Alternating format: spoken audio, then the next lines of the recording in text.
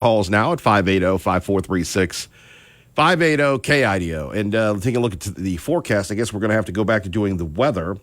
High today of 89. That's right, 89. When's the last time that it's been in the 80s in the Treasure Valley? Not only that, but low tonight of 60, high tomorrow of 91. It's going to be great to kick off the Caldwell Night Rodeo. Of course, 100 years of great fun, great excitement, great enthusiasm. I know a lot of folks are going to the Buckaroo Breakfast. I believe they went there yesterday and today. And, of course, the action kicking off in Caldwell where the Cowboys are the stars. We wish everybody luck. And hopefully we'll be getting a live report, a really live report from our friend Cowboy Calvin, our intrepid reporter, where we'll take a look at the action at the Buckaroo Breakfast. Appreciate everybody joining us here.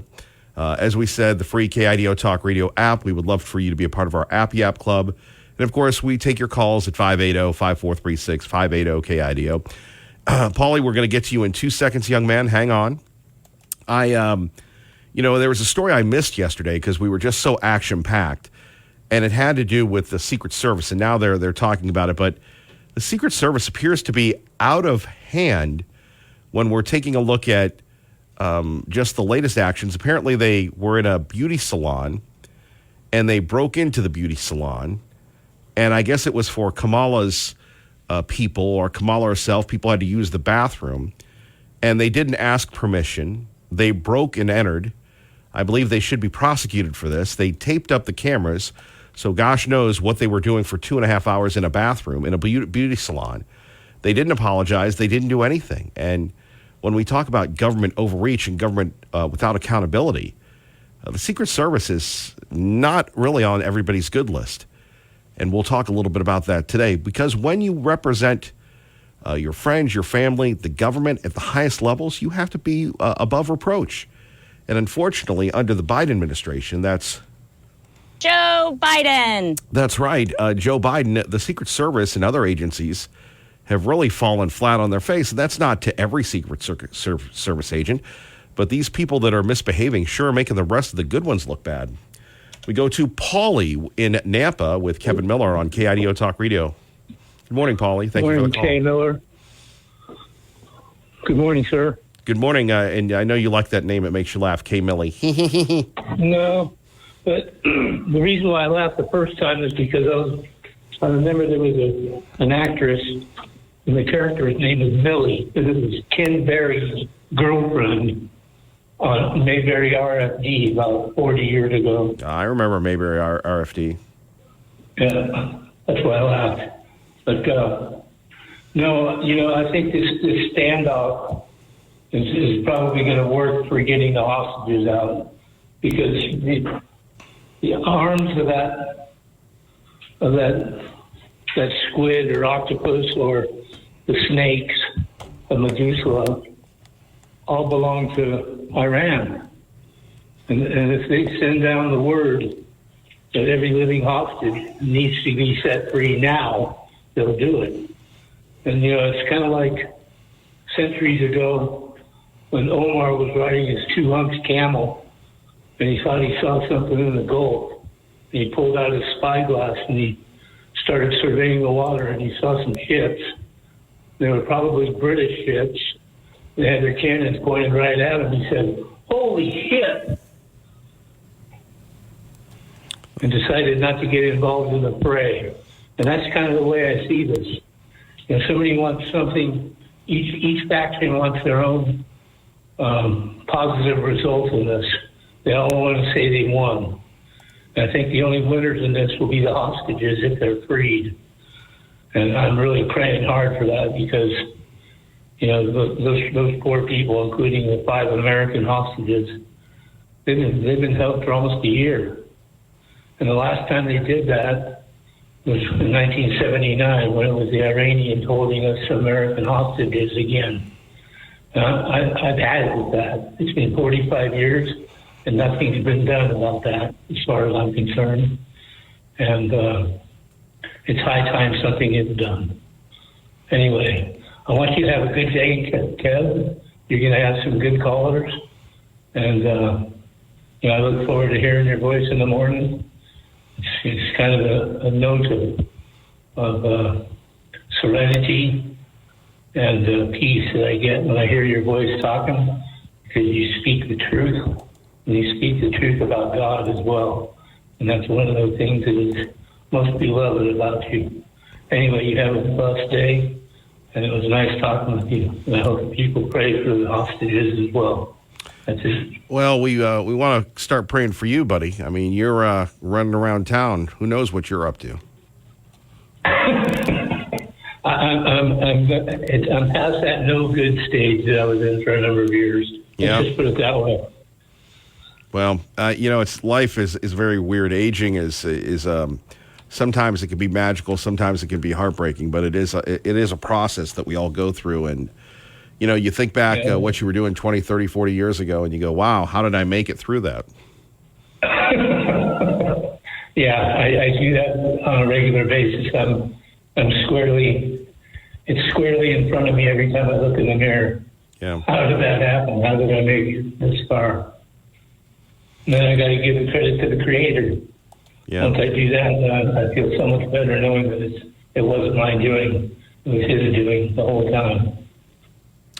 Well, like I said, it's and to quote that great Western philosopher MC Hammer, "Thank you, Lord, for blessing me," and thank you, Lord, for blessing us with you, Paulie.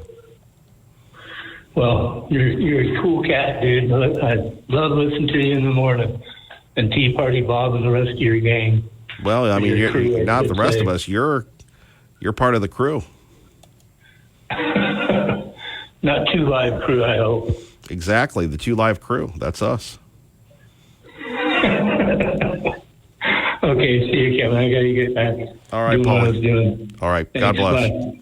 Thank you. God bless you. Bye. Bye-bye. All right, our great friend Paulie joining us. Kevin Mill in the morning. KIDO Talk Radio. Phone numbers 580-5436. 580-KIDO. A couple things going on throughout the world, but getting back to this Secret Service story, how would you like it if somebody broke into your business, broke into your house, they didn't tell you, they left the place a mess, and just kind of said they can do that because they can? It's government without accountability.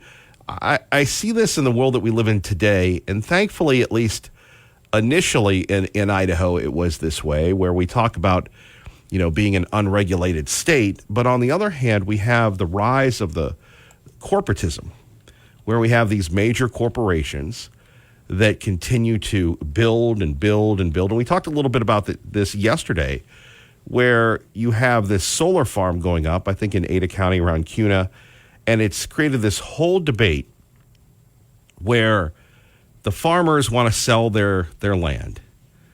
And 4 or 5 years ago, nobody wanted to buy the farmland. And then the developers come in. And then the developers say they want to buy the land. And then the solar farm comes in. And the solar farm says that they want to buy the land. And then the people go, we don't want no solar farm in our neighborhood. And then all of a sudden they're concerned. And if you take a look at the freedom to choose, well, it went to the private market.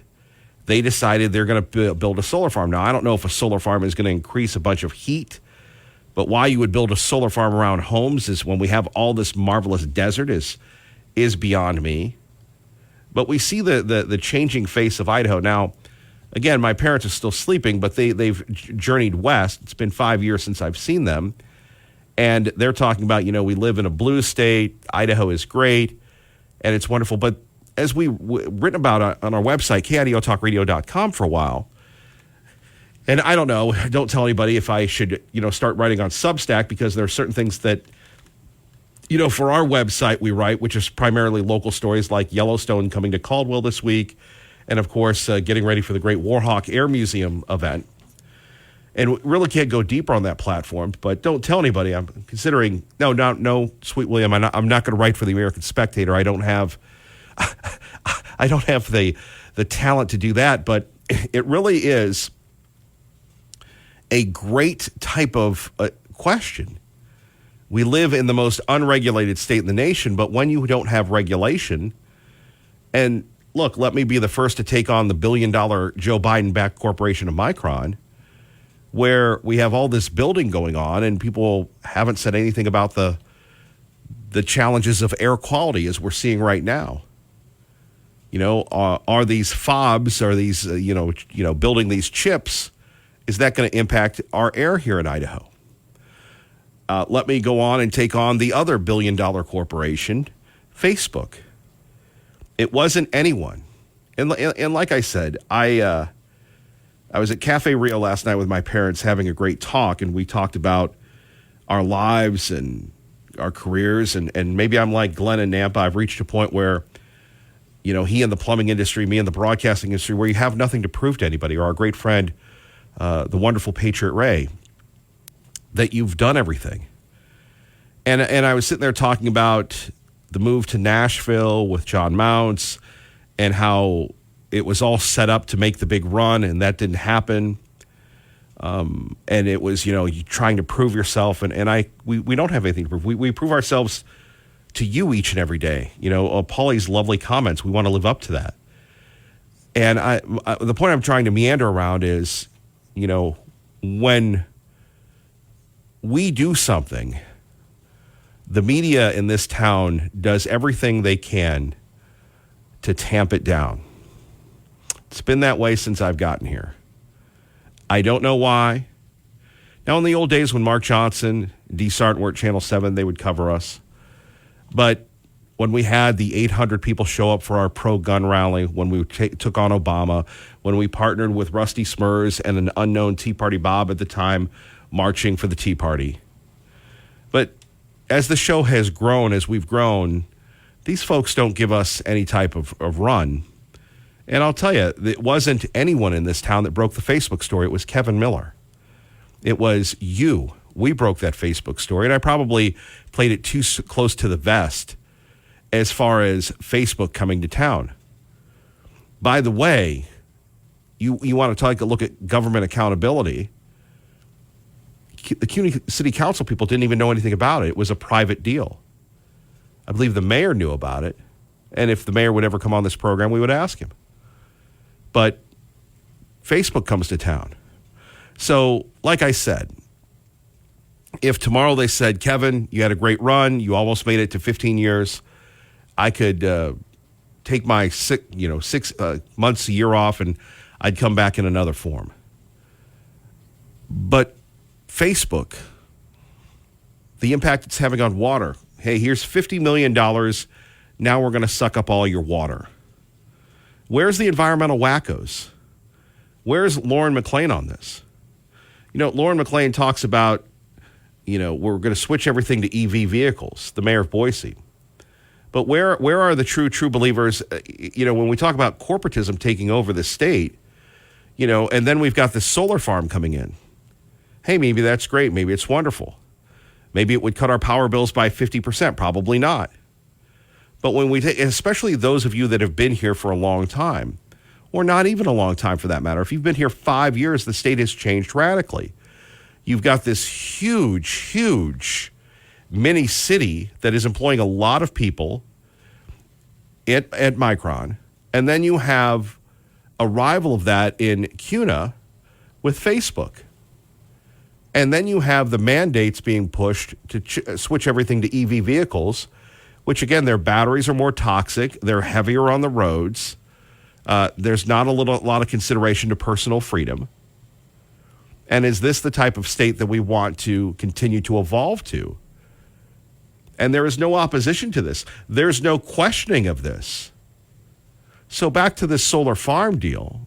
If we truly are a buyer beware state, if we truly are a place where you can do whatever you want, the solar farm has to go in. And you can't really blame the farmers. It's a tough gig to be a farmer. I love John and Weezer. God bless you, John and Weezer. You piano-playing prince that continue to fight. But we take a look at where we are today. Where are the environmental wackos? Certainly the environmental wackos are doing well when it comes to the timber industry, as we see with the air we can't breathe. But these are a lot of questions. And, maybe the theme of the program that Paulie brought up is accountability. There should be accountability to the Secret Service. There should be accountability to, what type of pollution is, if there's any pollution. Let's be fair to Micron, with the guy that lives, I think he lives in California, that runs the place, that, with the Joe Biden tax dollars that's paying for it. And that's not bagging on Micron. Look, we would love to go there and do a show from there if we weren't grounded. But this is what I was brought up to do in talk radio 30 years ago, February 5th, 1995, but who's counting, is to question people. And we don't get enough of that in this state. And we don't get enough of this big local issue. So, would anybody like a solar farm in their backyard? Most likely not. But on the other hand, should they be, prohibited from doing it? You take a look at I don't even know what happened in Nampa with the concrete factory. Did that go through? There are so many real-life issues that need activism. Phone numbers here, 580-5436, 580-KIDO. Coming up next is Donald Trump channeling Patrick J. Buchanan. Kevin Miller on KIDO Talk Radio. KIDO. Your home for Joe Biden. Chest slap. Taking your calls about the issues that matter to you. Great article in the American Spectator. We'll get to that. When we're taking a look at comparing Donald Trump to Pat Buchanan, you're going to wonder, who is Pat Buchanan? Well, Pat Buchanan was a great political commentator, just really retired as a writer lately. And Buchanan took on the establishment, took on the Bushes back in 1992, won the New Hampshire primary in 1996, the second year of this program. And I always loved Pat Buchanan. He wrote several books, and he always warned about the cultural wars.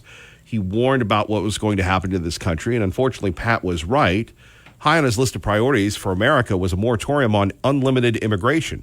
Now, remember, this was in the early 90s, including a wall along the southern border. Now, does this sound familiar? He sought to rescind unfair trade agreements and reinvigorate U.S. manufacturing. Buchanan cautioned Americans against foreign interventions and warned American culture was slipping away. He decried an un-American, a rigged political system with a voice that produced a groundswell shaking the Republican elites. And he was denounced at the time by the future 45th president of the United States, Donald Trump. Now, remember, what was it, Sweet William, back in 2000? It's the last time we saw Pat. No, we saw him in Washington, where he said, "Look at you, fella, you gained a bunch of weight." Yeah, thanks, Pat. But in 1999, and again, for those of you that weren't around at that time, 1999 was a pivotal year in American politics. There was something called the Reform Party. And you're going to go, Kevin Miller, I read about this. This was the remnants of the Ross Perot efforts to win the White House. Well, Pat Buchanan was to campaign under the Reform Party for his third presidential run. Buchanan arrived in the 1999 presidential campaign as a serious contender. He decided he would go after, then President or Governor Bush. Instead, he bailed out of the Republican primary and went into the Reform Party, where he beat Donald Trump for that nomination. Buchanan realized his dilemma. He could surrender like others before him. He could, against all odds, wage a principled but rigged battle against the second Bush, or he could embrace the Reform Party. And again, Pat Buchanan lost, but in his losing, he was proven correct. Think about this, and again, this is from the American Spectator. Yes, like Buchanan, Donald Trump is a nationalist, a non-interventionalist, contra open border immigration to the anti-establishment and against unfair trade practices. You take a look at Donald Trump, and it is Pat Buchanan back in the day. It truly is.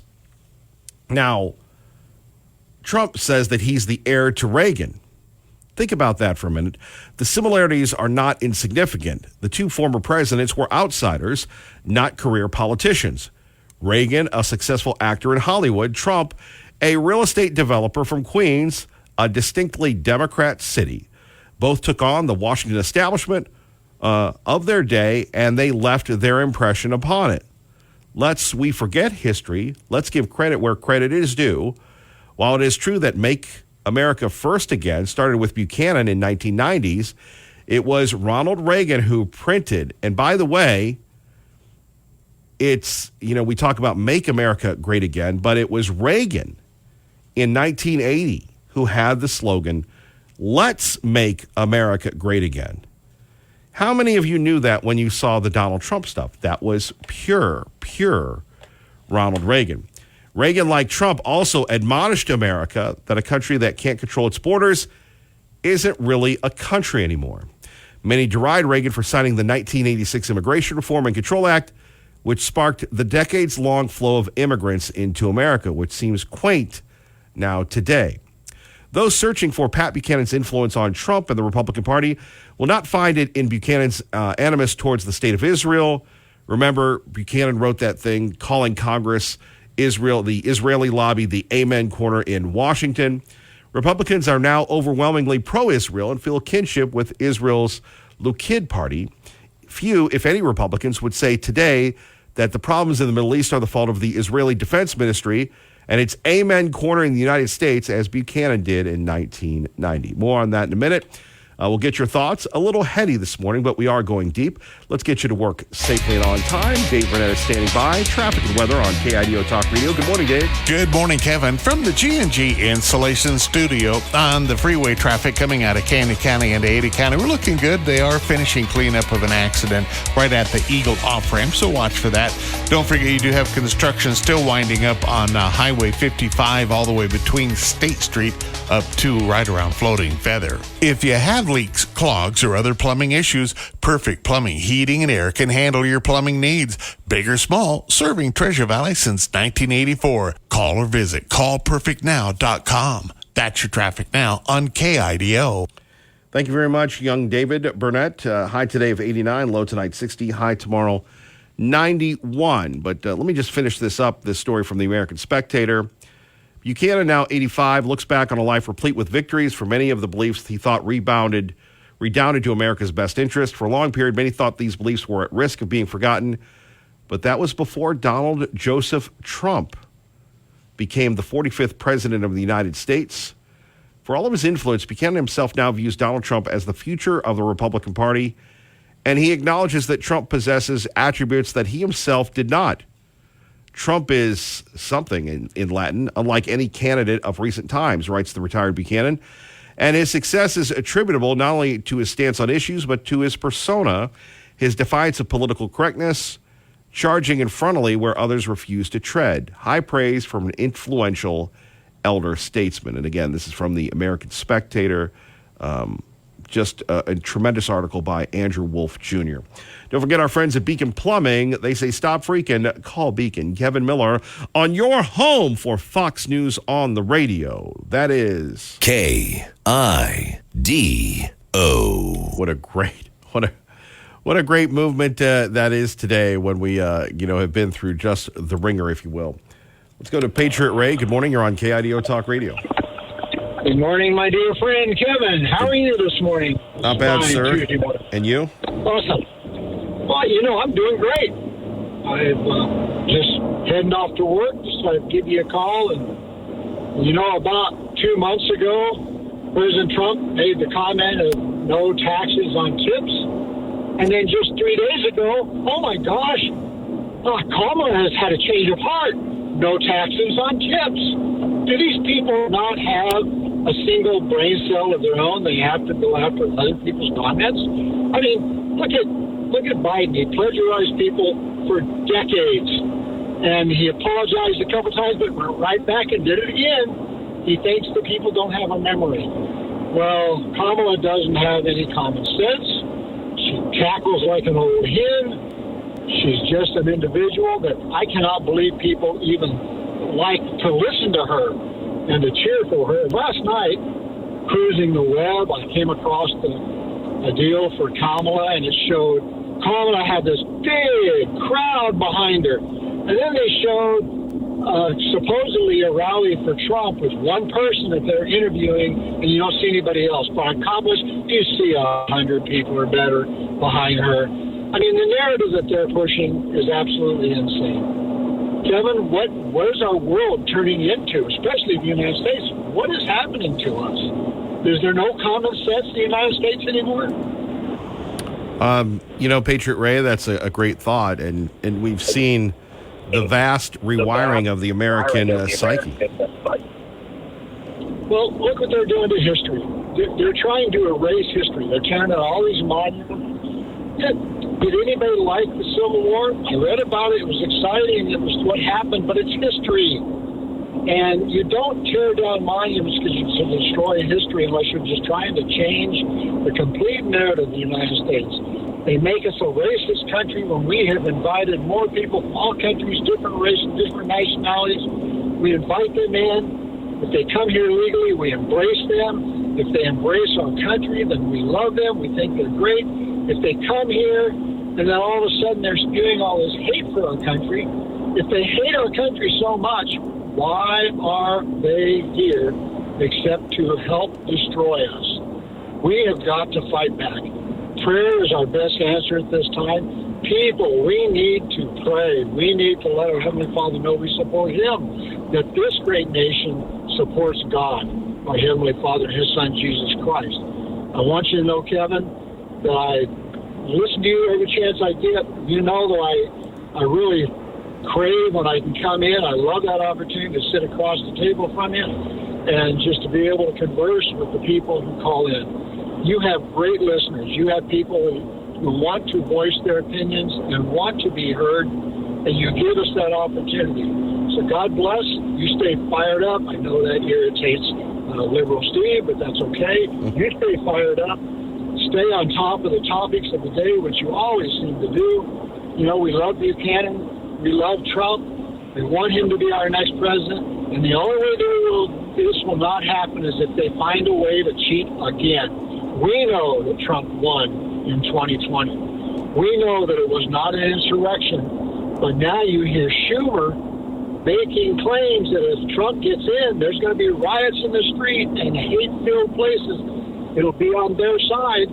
They'll invite Black Lives Matters and anybody else who wants to go against the narrative of the Democratic, who wants to stand with the Democratic Party, and they will try to do their best to get back into the presidency. We pray they do not. Kamala is a dumpster for this country. So God bless. Take care, my friend. We will talk to you soon. God bless Patriot Ray, our great friend Patriot Ray. We appreciate his thoughts. We'll try to live up to that praise. Don't forget Clay and Buck today at 10. Sean Hannity at 1. Kevin Miller on Idaho's talk station, KIDO Talk Radio. KIDO Talk Radio. Waking up on the right side. This is the Sean Hannity Morning Minute. Now all of a sudden they're tough on crime. Do you see what is happening here? I'm going to bring inflation down on day one. Well, what have you done for the last 4 years? Except make the economy a disaster. What happened to the $93 trillion that you sponsored in the United States Senate to pass the Green New Deal? $93 trillion. Government guaranteed everything. You no longer believe that either? Well, we wouldn't know because we have a complicit, compliant, corrupt media that is abusively biased. Basically nothing but an extension of the Democratic press office of Harris and Walz. From coast to coast, from sea to shining sea, it's the Sean Hannity Show. Hey, ready to give your home a summer makeover without breaking the bank? Our friends at Blinds.com, they have you covered with huge summer savings on premium customizable window treatments. I love Blinds.com. They invented the better way to shop for energy-saving blinds and shutters. I love my motorized options. You'll love them too. And even cooling outdoor shades, all online. Blinds.com, they give you free professional design experts that can help make a minor project like updating your window treatments have a major impact on your home's decor. They also send you free samples, and plus you get unlimited window treatments installed, whether it's one window or 50 windows for one low cost. And as always, Blinds.com has their 100% satisfaction guarantee, 100%. And if you shop at Blinds.com right now, you get huge summer savings, up to 40% off site-wide. That's up to 40% off site-wide for a limited time when you go to Blinds.com. Rules and restrictions may apply. You know, he always throws me off because he's sitting there going, apply, and then he doesn't. Anyway, good morning. Thank you for joining us. Kevin Miller in the morning at KIDO Talk Radio. And I got a memo here from Sweet William, even though he's sitting right here next to me. Actually, he's standing over me. Does that make you feel good, Sweet William? Thanks. Anyway, Sweet William, our off-air alter ego, is saying many people didn't listen to Trump last night on X, on Twitter. Why don't you share that with you? So here is Elon Musk and Donald Trump, the first of many big comments. These are issues that I think most people in America would agree with, which is that we want safe and clean cities, we want secure borders, we want sensible government spending, we want to restore both the perception and reality of respect in the judicial system, just stop the lawfare. And I think that's like, and how are those even right-wing positions? I think those are that's just common sense, and that's I mean, would you? Yeah, secure your borders, a great economy. How in the world are these ultra extremist positions? Unless you're a leftist dummy. Remember that old slang, big dummy. You're a big dummy there. I'm not kidding you. You're a big dummy. If you look at my record, I've actually been. I'm not like, sometimes they try to paint me as like a far right guy, which is absurd because I'm like making electric vehicles and solar and batteries, helping with the environment, and I actually I supported Obama. I stood in line for 6 hours to shake Obama's hand when he was running for president, and so it's not like I'm like some sort of dyed-in-the-wool long-term Republican. I'd call myself, historically a moderate Democrat, but now I feel like we're really at a critical juncture for the country, I think a lot of people thought the Biden administration would be a moderate administration, but it's not, and obviously we're just going to see an even further left administration with Kamala. That's my honest opinion. I mean, her dad is literally. She was brought up as an actual. Her dad is a Marxist economist. You can Google it. I mean, it's not we're not making this up. That's how she was brought up. So, and we want to have a future that is prosperous. And I think we're just at this critical juncture.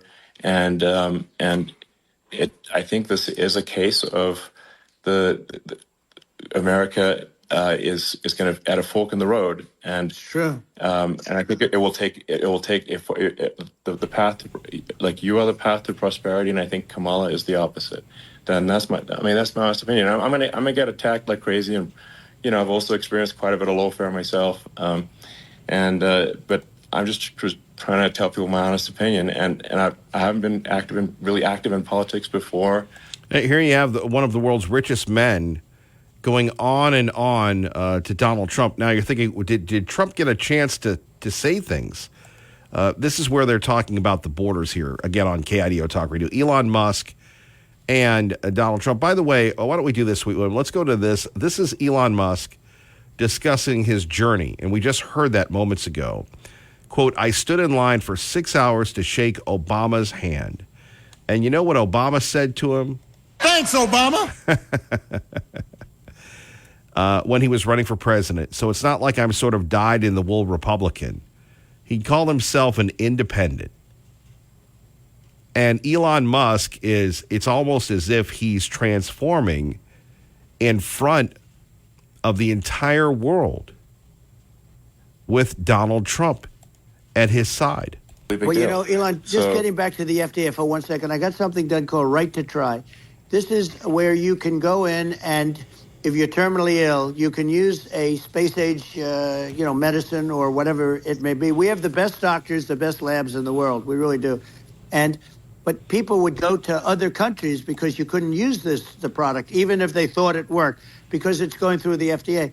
I got it approved where you can, you basically, look, nobody wanted it. The doctors didn't want it because of the liability. The country didn't want it, our country, because they didn't want to get sued.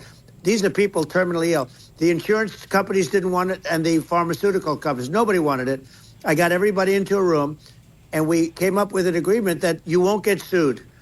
And also, they didn't want it on their record. If somebody's terminally ill and they die after taking a drug, they didn't want that on their record. So we set a separate list if somebody was, so it wouldn't count as a negative. Yeah. Okay. And as you know, we got it done.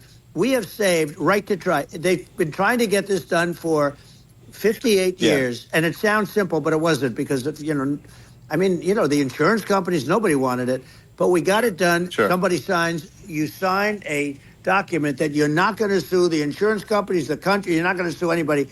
And we got it done. And we're saving tens of thousands of lives. Right to try. Hopefully you never need it. But if you do, you don't have to travel to Asia. People, if they had money, they go to Asia, they go to Europe. If they don't have money, they go home and die. There we have it, Donald Trump. Here is a comment that you wouldn't get from Joe Biden. Again, this is Elon Musk with Donald Trump on KIDO Talk Radio. And again, I said to Vladimir Putin, I said, don't do it. You can't do it, Vladimir. You do it, it's going to be a bad day. You cannot do it. And I told him things that what I do. And he said, no way. And I said, way. Okay. Could you imagine Donald Trump as a co-worker with you? And he said, no way. And I said, way. And it's the last time we ever had the... That is just so funny. Much more coming up here. We'd love to get your feedback to Donald Trump and Elon Musk. Coming up, we'll unveil Kamala Harris's flip-flops. A big whoa, whoa, whoa from Joe. Whoa, whoa, whoa, whoa, whoa, whoa. And, of course, you with me. So blessed to have you with us.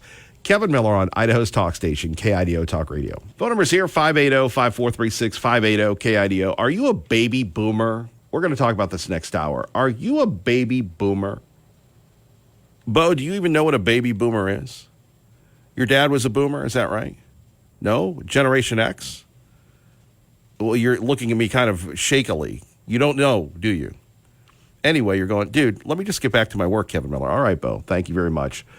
So Mark Cuban, the baby boomers at one time were the largest cohort. In other words, the largest age cohort, the most babies ever born in America, the baby boomers. Sadly, they lost that title to Bo's favorite group, the dreaded millennials. Now, the millennials are the largest group ever. But the boomers, they continue to have an incredible impact on our society today. That's right, the boomers, because most of them are retired or will be retired. They have the most disposable income. They're at that age where they continue to influence. But Mark Cuban, a boomer himself, he's mad. Kind of like old Bessie here. That it's going to have a... it's kind of like I have to warm up the computer a little because sometimes, it just has, it's like that Matthew McConaughey movie, Failure to Launch. But listen to what Mark Cuban has to say. Big impact on this country. I personally think it's generally positive, but there's a lot of uncertainty to come. And so when what gives you the hope that it's generally positive? Because I'll, as a counterpoint, we heard the same thing about social media, and we heard the same thing about all these different innovations of the connectivity, and yet every time I turn on Congress, Zuckerberg is up there like, look, I'm really sorry. I didn't know it was going to kill all your daughters. No, remember, it's still just a short window. Social media, has really only been prominent last 6 years, and I think we'll learn and we'll evolve, and the same thing will happen with AI. There's going to be points in time where it's up, right? And people are using it. But I think over time, particularly with Gen Z, right? Gen Z is a different beast. Boomers are idiots. I mean, we went from sex, drugs, and rock and roll to Fox News. I mean, it doesn't get any worse than that, right? And they're trying to... We haven't done well. And they're trying to define... regulations, right? And that's hard, right? That's really hard. And so I think Gen Z has a better understanding, a better feel for AI and where it's going, and will be able to come up with better uses, better implementations, and better regulations. Does it concern you that the implementation... There we have it from The Daily Show with Jon Stewart. Thankfully, he bleeped out the profanity from Mark Cuban, so we didn't have to. Kevin Miller in the morning, thank you for joining us, KIDO Talk Radio.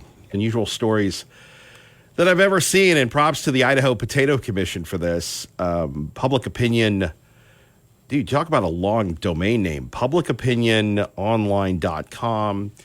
Permanente Brothers to host Big Idaho Potato Truck in Chambersburg, Pennsylvania. Now, Chambersburg, Pennsylvania, I don't know where that is. That's a long way from our beloved Treasure Valley. But you take a look at Permanente Brothers. It's one of these big things in the Pittsburgh, Pennsylvania region. And I know there are a lot of Pittsburgh Steeler fans in the Treasure Valley. There's actually, it's shocking to me sometimes when I take a look at fan bases throughout the country, the Pittsburgh Steelers. There's a couple guys, maybe just one guy that drives around in his truck that's, decorated like the steel curtain and the terrible towel and all that. And remember, we're a long way from Pennsylvania. And then you've got, the guy, a couple people that, are Alabama fans that have the crimson pickup truck and the Roll Tide license plates. But this Permanente Brothers is pretty big in the Pennsylvania area. They actually have this sandwich with it's a hamburger, it's coleslaw, and they put French fries on it. Yeah, and I think it's called the Pittsburgher. But the fact that the Idaho Potato Truck is going there is, it's a slow news day until we get to Mr. Tuesday Morning, and that would be our own Jeff Manasso of Fox News Radio. Good morning. Good morning, my friend. Here we are getting ready for the NFL. The preseason continues. Everyone's an optimist, including our favorite Packer fan. What say you? About what? The NFL, the Packers? The Packers are looking good. Packers are looking real good. You signed your quarterback to some big money. And, you take a look at the breakups with Brett Favre, to quote the great Ben Stiller, and Aaron Rodgers. And the Packers continue, unlike any other franchise, to seemingly get it right when it comes to personnel. Yeah, 30 years we've had. You can count our quarterbacks on two fingers. And now we've got Jordan Love. And he's just continuing, at least for now, the streak. So, it's good stuff. But look, there was a lot of lean years for our team, but within that 30 years, that's two Super Bowls, and they're still extremely hard to attain, but with a good quarterback, it certainly helps. Indeed. Of course, big news coming up. The Olympics are over. It seems like it's been a summer of never-ending politics, and the DNC caps it off in Chicago next week. Yeah, and so we've already heard that several prominent Democratic figures will reportedly speak at the convention to rally the Democratic base around the party's new nominee, Kamala Harris. We're told that list includes President Joe Biden, former President Barack Obama, Bill Clinton, and former Secretary of State Hillary Clinton. Former President Jimmy Carter's grandson, Jason Carter, also expected to speak as a representative for his grandfather, who's currently in hospice care. And, of course, with Vice President Kamala Harris, the last speaker of the convention. We're told that aides and assistants have been helping her prepare for next week. When she was asked when she would unveil her policy platform, Harris promised more details this week, also adding that it's going to be focused on the economy and what we need to do to bring down costs and also strengthen the economy overall. But we have yet to see it, that policy platform for the Democrats, just days out from their convention. Meantime, as we await those details, the headlines here in Chicago relate to security, with more perimeters going up across the city, and police are also preparing here in a couple of hours to give us the final details of their security plan, and they're also preparing for mass protests next week. Several groups are vowing that tens of thousands will protest, will march in the streets of Chicago. It's the same threat we heard for the RNC in Milwaukee, but as you remember, our reporting, a couple hundred showed up on the first Monday of the RNC, and then it fizzled out from there. But this is the party in power, the Democrats right now, and so you've got groups like Bodies Outside Unjust Laws. They're protesting abortion rights and other issues. Poor People's Army going to be protesting over the economy. March on the DNC Coalition, Chicago Coalition for Justice in Palestine, March on the so March on the DNC Coalition is going to be protesting a couple of days. We'll see what the turnout's like. But yeah, again, I think it's expected that more people will be protesting, in and around the DNC because that's currently the party in power. Yeah, and it'll be interesting to see the egos from the Clintons to the Obamas to the Bidens and now the Harrises. Yeah, I mean, it's no secret that the disdain that they have for the former president and vice versa. But they'll continue to say that he's a threat. He's a threat to democracy. I'm sure we'll hear the word Hitler a couple of times and other things like that. But to really make their case, look, this guy's been president already, so people can kind of balance what they know of the previous 4 years compared to the last 4 years. But the biggest issues are the economy. It's every time we go to the grocery store, every time we fill up our cars, every time a new home buyer tries to secure a loan or looks to buy a house. It's difficult. It's become more difficult within the last few years. So they have the work cut out for them in their messaging.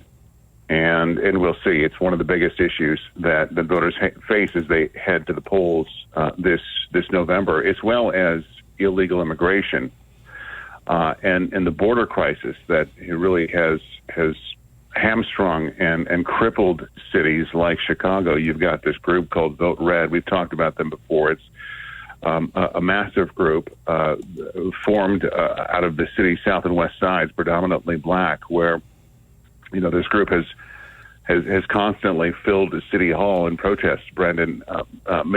Mayor Brandon Johnson's migrant policies, the economy, and others, and they're vowing to switch parties and to vote for President Donald Trump. And so there's going to be drama. We'll see what happens. I know during the RNC they kept information pretty close to the vest in terms of speakers, famous people, and things like that. And I think it's an ever evolving schedule that it's kind of fluid, if you will, and plus there's the surprise factor, for the clicks and the news that could come out of it. So we'll see what happens. Maybe we'll have Megan the Stallion again to counter the Kid Rock.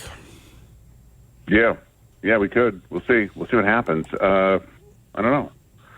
I'm sure we're going to have many singers, famous people that may give sway to the youngsters, the hipsters out there. We'll have to wait and see. Are you a hipster? Yeah, I'm always a hipster, man. Youngster, hipster?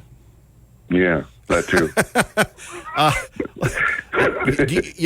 To put you on the spot for 2 seconds, you've done so many of these conventions. Are you ever drawn to the fringies that are there? You maybe somebody with a crazy sign or somebody that, is one of the unique characters. For me, it was in 04. It gets to, when you get to be my age, Jeff, it all goes together. But I was interviewing Don King and I was literally chasing him and he goes, "Kevin Miller, get away from me." Click, slams the door on me. But I mean, these entertainers or these fringe folks, do you ever remember anybody that really made a big impact on you? Not really. No. And famous people with an opinion on politics doesn't move me. I generally, I'm surprised it really moves anybody. But, they do have platforms and opinions and perhaps it helps. Nothing really moves me at these conventions anymore. I mean, I think I've kind of seen it all. I mean, it's like the freak show, though, to a degree. Yeah, I mean, look, in my humble opinion, I would much rather speak to your average, ordinary American, whatever side they're on politically, that's holding a sign that says, "Look, I can't eat. I don't have enough money to eat anymore. This economy's been wrecked," or protesting other issues that really matter to people, and just kind of sitting down and chatting with them and what their hopes are and hopes and dreams are for the future. And your ordinary average person, that's the person I'm always drawn to, no matter what kind of story I'm working on, because those are the people that matter. My man, Jeff Manasso. It's been too long. Thank you, sir. Thanks, brother. Appreciate it. Jeff Manasso joining us. Real story. You know who Don King is? No.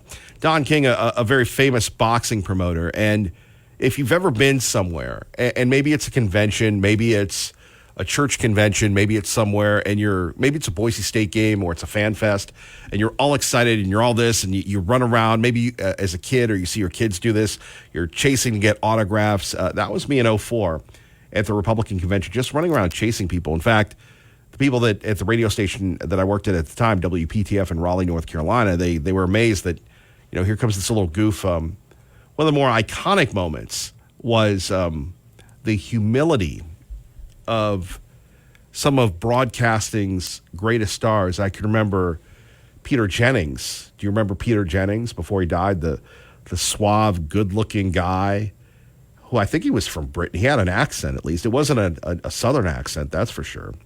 It wasn't a Dakota accent. Those people, they go, hey, how'd you do?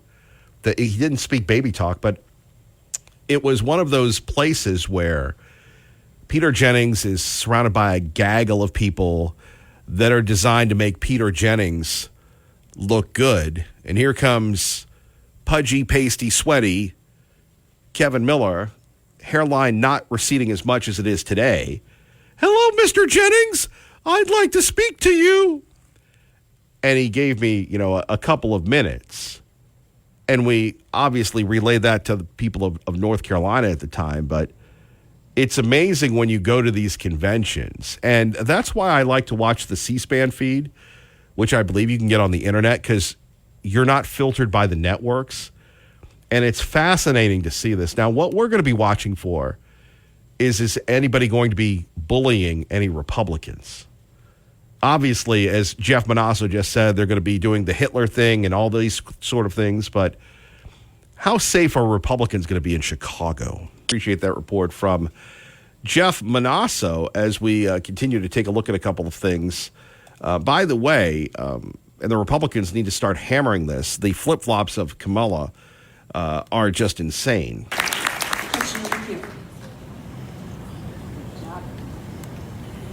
Hi, my name is Sally Hartman. I'm a volunteer with the Center for Worker Justice. Okay. I want to know, when you become president, would you be committing to close immigration detention centers? Absolutely, on day one. On day one.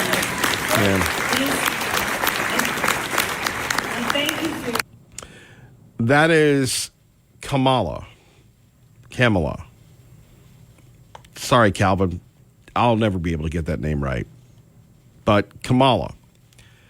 Kamala has reversed a bunch of policies. And this is serious. This is from our friends at the Washington Free Beacon, because she's even more liberal than Joe Biden. And that's really saying a lot, right, Joe? Whoa.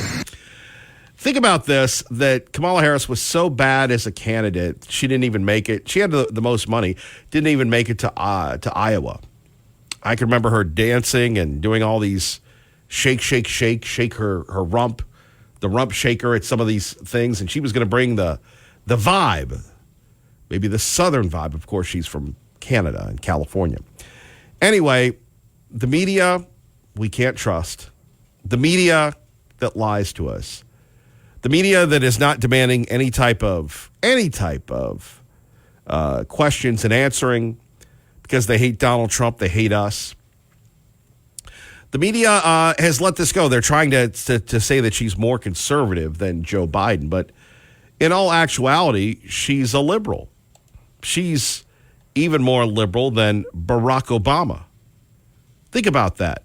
Obama was the guy that brought all this change. Obama was the guy that did all these things. Obama was the guy that radically changed America. And let's face it, compared to Joe Biden, compared to Kamala,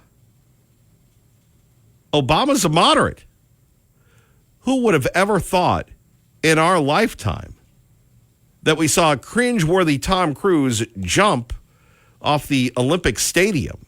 Can you imagine the insurance rider on that? That Barack Obama in America today would be considered a moderate compared to Kamala. At 580-5436, 580-KIDO. But she is. And then you have the Biden people. It's like when your boss leaves, but he's still there. They're wondering what's going to happen. They're wondering what's going to happen to them because the Kamala people are different from the Biden people. That's really where it is. And they're going to say to themselves, do we want 4 more years of this? Of course, those people will be unemployed because now the charade is over. The Obama people are back in control. And who knows about Goofy Waltz? Who cares? But my point being, at 580-5436, 580-KIDO, I think we have to ask ourselves, as we a country, are we stupid? Because let your heart not be troubled, as Sean Hannity says. Let's go over the Harris flip-flops. On oil and gas drilling, she endorsed a total ban on fracking during her 2019 campaign, criticizing the practice as, quote, unsafe. Quote, there is no question I'm in favor of banning fracking. We have to just acknowledge that the residential impact of fracking is enormous in terms of the impact on the health and safety of the communities. Now, a year later, she walked it back, saying Joe Biden said, quote, I'm not banning fracking. During your primary campaign, you supported a ban when asked by Dana Bash. Are you comfortable with Joe Biden's position? And Joe was getting ready to get a sniff of somebody's hair going. Whoa. Yes, Harris says, because Joe is saying those are good-paying jobs in Pennsylvania. And a quote to Politico last month, she would not ban fracking. Illegal border crossings, Harris was one of 11 candidates in 2020 that pledged to decriminalize the border crossings. 1 year earlier, she said she'd flirted with abolishing the Immigration and Customs Service. There's no question that we've got to critically re-examine ICE and its role in the way it's being administered and the work it's doing. She told Casey Hunt before Casey went to NBC or CNN. On Friday, an anonymous campaign official told Axios that Harris believes unauthorized border crossings are illegal.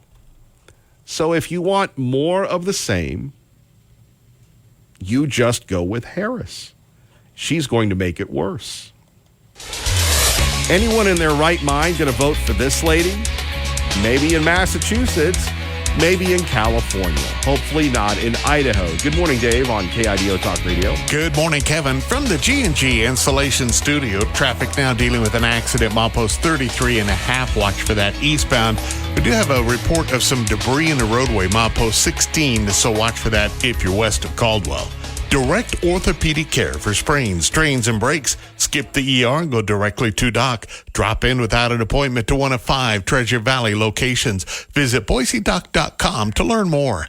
That's your traffic now. I'm Dave Burnett on KIDO Talk Radio. Thank you very much, Dave Burnett. Appreciate that. But getting back to this, I mean, these flip-flops from Kamala, and we'll hear more from Donald Trump and Elon Musk in a minute, but think about, I mean, do you want to live in a country that they ban fracking, they're banning ICE, they're going to ban everything else, Medicare for all. Harris's health plan was perhaps the most controversial part of her presidential bid. A 2-time co-sponsor of Bernie Sanders' Medicare for all bill. Quote, I believe in the solution and actually feel strongly about this, is we need to have Medicare for all. That's just the bottom line. Now, think about this. When pressed by The Hill last month, quote, she no longer backs a single-payer healthcare system after previously endorsing Medicare for all, the campaign official confirmed. So, who is the real Kamala?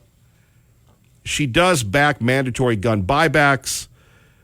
Harris said during a 2019 debate, called for a mandatory buyback program. She pledged to implement the policy via executive action if Congress failed to pass it during her first 100 days in office. By the way, Tom Grisham on Gun Talk, Sundays noon to 3, and then Sundays 6 to 9 on KIDO Talk Radio, has been all over this issue. And she's calling out Congress and saying Congress doesn't have the courage to act, but she's going to do it with the first 100 days of office. Last month, anonymous campaign officials told the New York Times that Harris supports Biden's call for banning assault weapons, but not a requirement to sell them to the federal government. Kamala will ensure that the Republicans at least keep the Senate. hopefully we can get a Republican president, a Republican House, a Republican president and House as well, and Senate as well. That would be great. We're going to need that for at least 8 years to stop the insanity. Now, also we're hearing about Harris as a manager. She would have people actually, I believe they had to call her general when she was there, and it was so bad that, KJP, Karine Jean-Pierre, decided, I'm out of here. I would rather go work for Joe Biden than, in fact, deal with Kamala, because during the campaign, she was Kamala's chief of staff. And now she's sitting back, and the press person, she's not going to be the press person again. Here from the White House, let's take a listen. Policy review type approach to the Harris portfolio with President Biden's portfolio. So is he in touch with, is there a process where there is a checking of what she's going to put out and how it matches or may change, or ways in which she can build on what he's done? Is there coordination? So I can't speak to an interagency kind of process in doing just that, trying to measure up or line up where they both are. What I can speak to is the last 3.5 years, right? We have less than 6 months now of this administration, and how much the vice president was a critical partner in getting a lot of the big pieces, historic pieces done, the heavy lifting. She was part of that, whether it's the Inflation Reduction Act, the first piece of policy, which is the American Rescue Plan, which helped lower crime, for example. We've seen the lowest in crime in more than 50 years. The last administration, we saw the highest numbers of murder in the Trump administration. There's been a lot of ways that we've been able to do historic movement. Yeah, they've done a lot of things historically, Dust, but do you buy that? At 580-5436, 580-KIDO. Don't forget our friends at Beacon Plumbing. They say, stop freaking, call Beacon today. High today of 89. Yay! Low tonight of 61. High tomorrow of 91. Great weather. Thankfully. Thank you, Lord, for blessing us. Kevin Miller on Idaho's talk station, KIDO Talk Radio. From a big week last week that we were so blessed to cover. Elizabeth, thank you for joining us. Absolutely, Kevin. Thank you. Well, it's good to be with you, and tell us a little bit about not only a great summer, but a historic week last week at Camp Rainbow Gold. Oh, yeah. It has been an incredible summer, that is for sure. And last week just topped it off. 6 new cabins in 3 days. CVH Homes pulled it off. It was one of the most incredible weeks in all of my years with Camp Rainbow Gold to watch so many people come out and help make that happen for the kids. And to have that on top of our ribbon cutting with our new medical building and the 6 other cabins, it's been a pretty great summer. You make it sound so easy. So as you know, when you're, doing an interview with Kevin Miller, we like to go a little deep. Yeah. You're laughing now, but, Yeah. How long have you been with this group, young lady? I've been with them for 17 years. Okay. A lot of challenges. And for people that aren't familiar with Camp Rainbow Gold and Project Gold, can you tell us a little bit about not only what you do for a living, but really your lifestyle? Because you and others, whether it's staff, the board, the volunteers, it's not a job.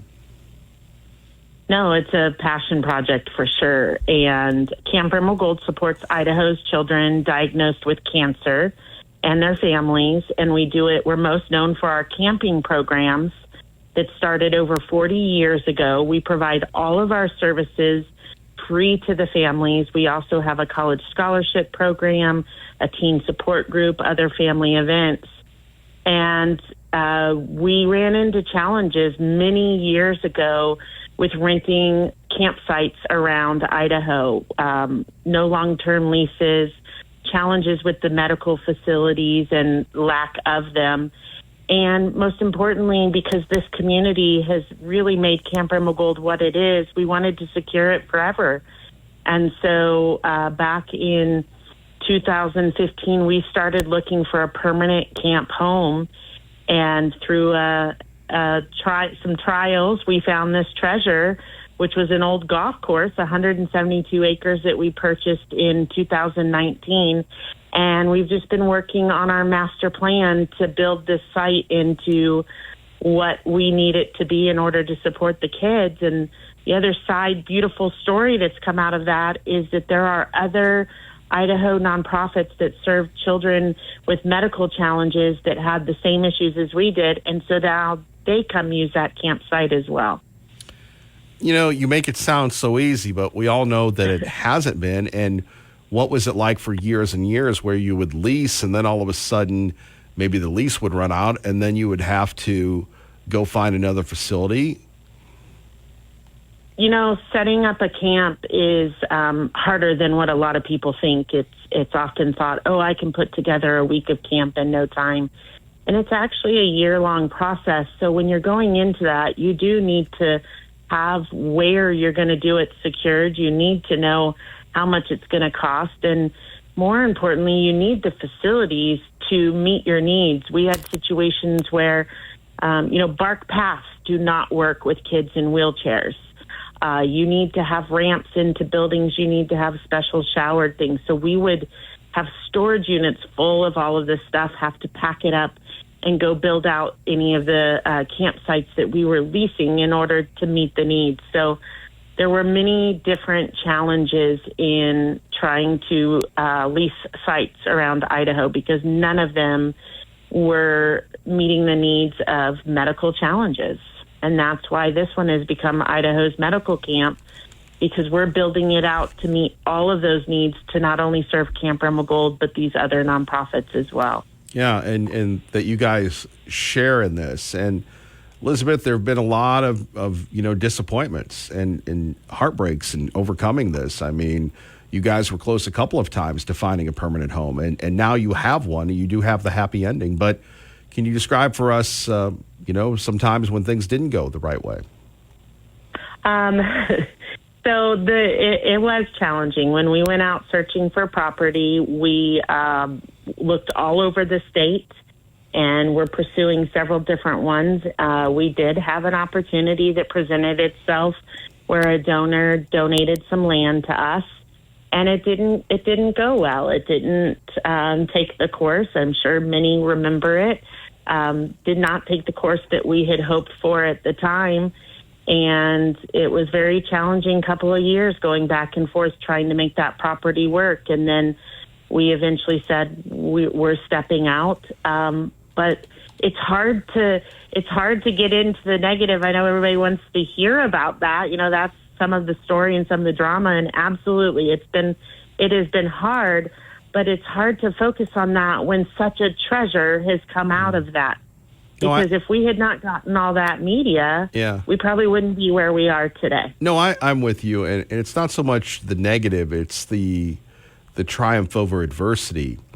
And, the fact that you guys have continued on, what does it mean for the kids? What's the summer been like for kids and families? Well, that's the best part.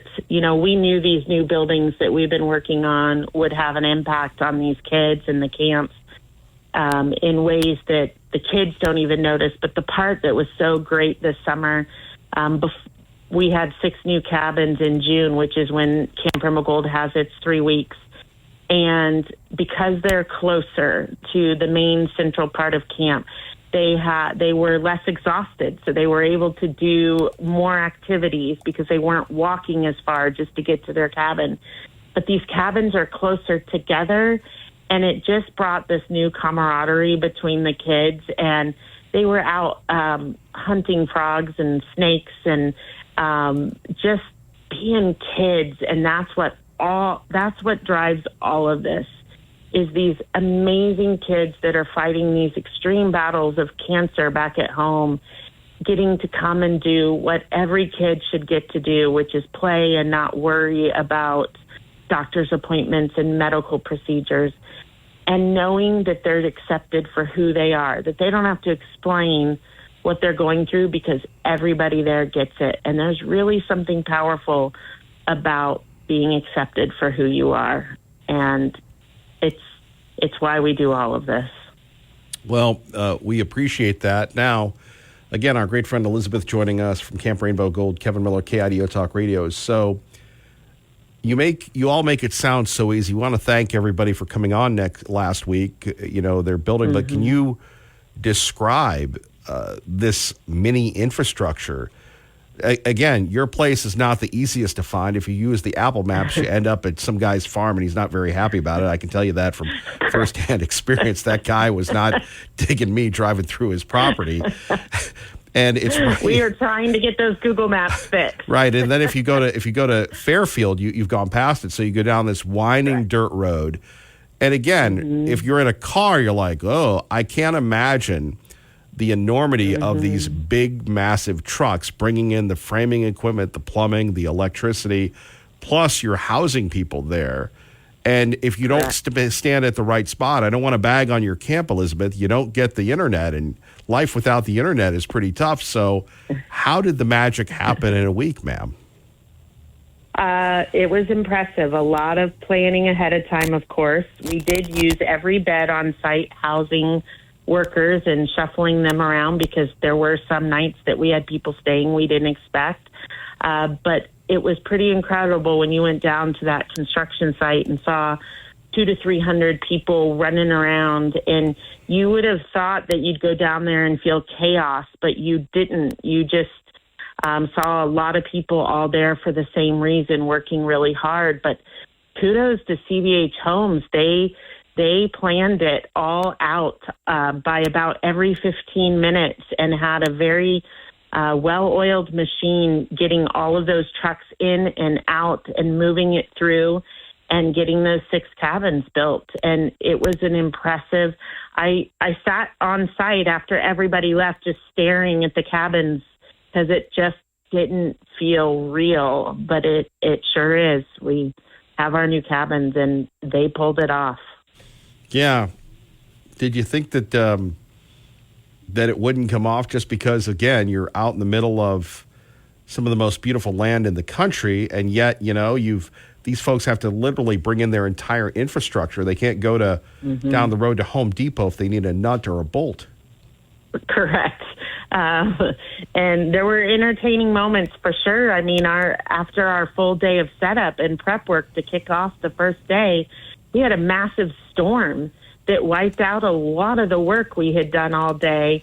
But as soon as the storm passed, everybody gathered again and we figured it out. And there were a couple of times throughout the week where calls were made into town saying, hey, we need, and people responded instantly. There was one night where they needed to find more trimmers to come back out the next day in order to pull it off. And they made a few phone calls, and at 6 a.m., 2 cars pulled up with filled with trimmers to help out. So there were definitely challenges. It just was impressive how successful the team was at finding solutions and pulling them off. Yeah, again, you make it sound so easy. I think it's probably pretty dark out there around 6. Maybe it wasn't, but no. It gets dark around 10, but they worked some of the nights well into past midnight. So it was long hours, and I sound so happy because I'm still riding on the high, but I'm not going to lie, we're all really tired. It was a lot of work. Elizabeth, anything else you would like to share with us about the continued miracles happening at Camp Rainbow Gold and Project Gold? And again, to all of those people that have donated in the past, that continue to donate, CBH Homes, the suppliers, all those people that maybe that was their vacation, was coming up and working for the folks, for the kids. Isn't that amazing? And I mean, our world seems so tough right now in so many ways. And I would just encourage everybody to find the goodness because it's there. This was hundreds of people that came out and did this project for the good of the kids. And it's just extremely powerful and something I'll remember forever. So, it's obvious. Thank you to our community. We really have a great community. And hang in there with us. We still have one big project to go in order to complete and really be able to say we have what we need to serve all these kids, and that's a new lodge. And we'll be kicking off that effort here in the next few months. So thank you, and Idaho really is a great community. You sound like you want to go back to sleep. I'm actually headed out the door for meetings and a couple more days of work before I take a vacation. Well, Elizabeth, as you know, we've talked about this on and off the air. We've admired your work, your dedication. And I know you're going, Kevin Miller, it's not me, it's the crew. But thank goodness for what you guys do. We're big fans here at the Little Broadcast Center. Yeah. We feel it, Kevin, and we sure appreciate your support right along through all of this project. So thank you. Well, you're welcome. And look, I know you're a little tired, but we got to give out the website, little buddy. We got to keep rolling. Right. CampRainbowGold.org, or just give us a call. We'd love to have you work with us on the next part of the project. Elizabeth, thank you. You have a great day. Thank you for making time. Thank you, Kevin. Talk to you soon. Okay, our great friend Elizabeth joining us from Camp Rainbow Gold. We sure appreciate her. And again, CampRainbowGold.org, building 6 homes? Gesundheit. 6 homes. God bless you. 6 homes in 5 days, 6 days? Who does that? So big ups to CBH Homes and everybody that made the magic happen. Paid for by Ron Grant, your Safer Money Specialist. And here he is, Mr. Safer Money Specialist himself, Ronnie G. Ron Grant joins us. Good morning, Ron. Good morning, Kevin. How are we doing today? Ron, is the world ending? No, the world's not ending. Not at all. We just have to keep the fight going on. But, we want to make sure, Kevin, that everybody has money to live on. I mean, that's the important part right now, is to make sure you've protected what you've worked hard for, especially your dignity money, your traditional retirement plans that you set up, your 401ks, et cetera. But, Kevin, they don't offer a lifetime income that you're going to need to live on. And that's why it's important. We need an income stream, a pension-like product, if you would, money that comes in every month, month in, month out until you've passed away. And that's, of course, what I do what I've done for myself and what I do for my clients. I provide a lifetime of security through a lifetime of income that traditional retirement plans just don't offer. And right now, one of the top companies out there through August 26th, it's coming up, it's almost over, they're offering a thank you bonus for moving your money over with them. And there's a 47% bonus right away when you move it over. And that's important because not only are you getting more money, but you're getting that lifetime income that you can't outlive. Stop chasing returns if you're over 50 and worry about getting an income stream that you can live on and take care of your family. Well, that's easier said than done, Ron. How does that work, and how can people get a hold of you to get more information, sir? Well, these are insurance-backed products. Market goes up, we get a chance to go up with it. But if the market drops, we don't lose. And every year that there's a gain, we lock our gains and go one way, and that's up. And these products have been around about 35 years. They're safe, they're guaranteed, they're backed by major insurance companies. But I got a great educational website that you can go on, check it out. I've got some articles there that you can read. There's videos there that you can download. You can also email me from the site, and that's safermoneyspecialist.com. Or let's have a conversation right here in Treasure Valley. My local number is 208-660-1372. Kevin, it's important not to risk your principal ever, especially if you're getting ready to retire in the next couple of years. And that's why we do need to have a conversation. And you look forward to that because you like to listen. I do. You have to listen. People, we've asked a lot of questions. We listen a lot, and we find out what they want to do with their money, how they want to do it, when they need it. And then we put something together for them that is safe and backed by major insurance companies where they can't lose it out of that Wall Street casino. Ron Grant, we appreciate you. Thank you. Thank you, young man. Have a wonderful day. Paid for by Ron Grant, your Safer Money Specialist. I'm just glad that Ron said the world's not ending. I appreciate that. And Ron, we'll talk to you soon. Phone number's here, 580-5436. 580-KIDO. Always inspirational to hear about our friends at Camp Rainbow Gold. And, if only we had that type of passion when it comes to being involved with keeping America, keeping Idaho safe. And she's in charge of it because, now she's trying to say she had nothing to do with it. And she's such a liar because she was called the border czar the first day, and it was on the headlines of every newspaper. She's the border czar, and she never even went there. She went to one location which had nothing to do with where the problem is. She went in and out, I guess, because she was getting a lot of pressure, but had nothing to do with the problem is. But she was the border czar, and people can't allow them to get away with their disinformation campaign. Now she's trying to say that she wasn't really involved, and the whole thing is horrible. She was totally in charge. She could have shut the border down without him. He didn't know what he was doing anyway, so he wouldn't have even known what happened. You could shut the border down. He wouldn't even know the difference. I still like it, and we listened to this earlier. That's why we have the podcast if you miss any of the program. No way, Trump talking to Putin. Blessed to be with you. Thank you for starting your day on the right side. Kevin Miller, KIDO Talk Radio. Did anybody catch the rain on Saturday? Did you catch that brief shower that we had on Saturday? I was in Middleton, and I was hanging out with Greg Ferreira at the Sunrise Cafe, and it just poured for like 30 seconds. It was such a tease. Anyway, speaking of which, coming up next, we're going to talk to our friend Dave Petso. We'll talk about money, and I believe Dave was happy over the weekend. A happy Dave Petso. What does that mean for the economy? We'll talk a little bit about that. Then much more on Trump and Putin. And by the way, we get ready for the DNC convention. The DNC convention is going to be a lot of fake Southern accents, a lot of shrills. Joe Biden returns. Got to say, I feel sorry for Joe Biden. Joe Biden has become a useful idiot. We'll explain that coming up. And we'll also detail a conversation where you have a congressman going toe-to-toe with a Fox News personality, and it didn't end well for the lib. All those stories and more next. First, we're going to give you a quick look at traffic. Good morning, Dave. G&G Insulation Studio. Traffic now working a couple of accidents. One at Chinden and Curtis. Watch for that. Another one at 5th Street North and 16th in Nampa. Jackpot alert. The Idaho Lottery's Mega Millions jackpot for tonight's drawing at $435 million. You could be the next big winner, but you have to play to win. Joining us now, we're going to see how this goes. Our friend Dave Petso. Could go either way. Usually it does go both ways, right? It Good does. and bad, and yeah, fun. I like it. You continue to show up. You're a challenge, Kevin. Well, thank you. You continue to show up, so we do appreciate that. So I've been saving this question for you for quite some time. Oh, boy. I know, because there's no prep for this segment. You just kind of show up and go, I don't know what this guy's going to do, and neither do I really. Well, that's good.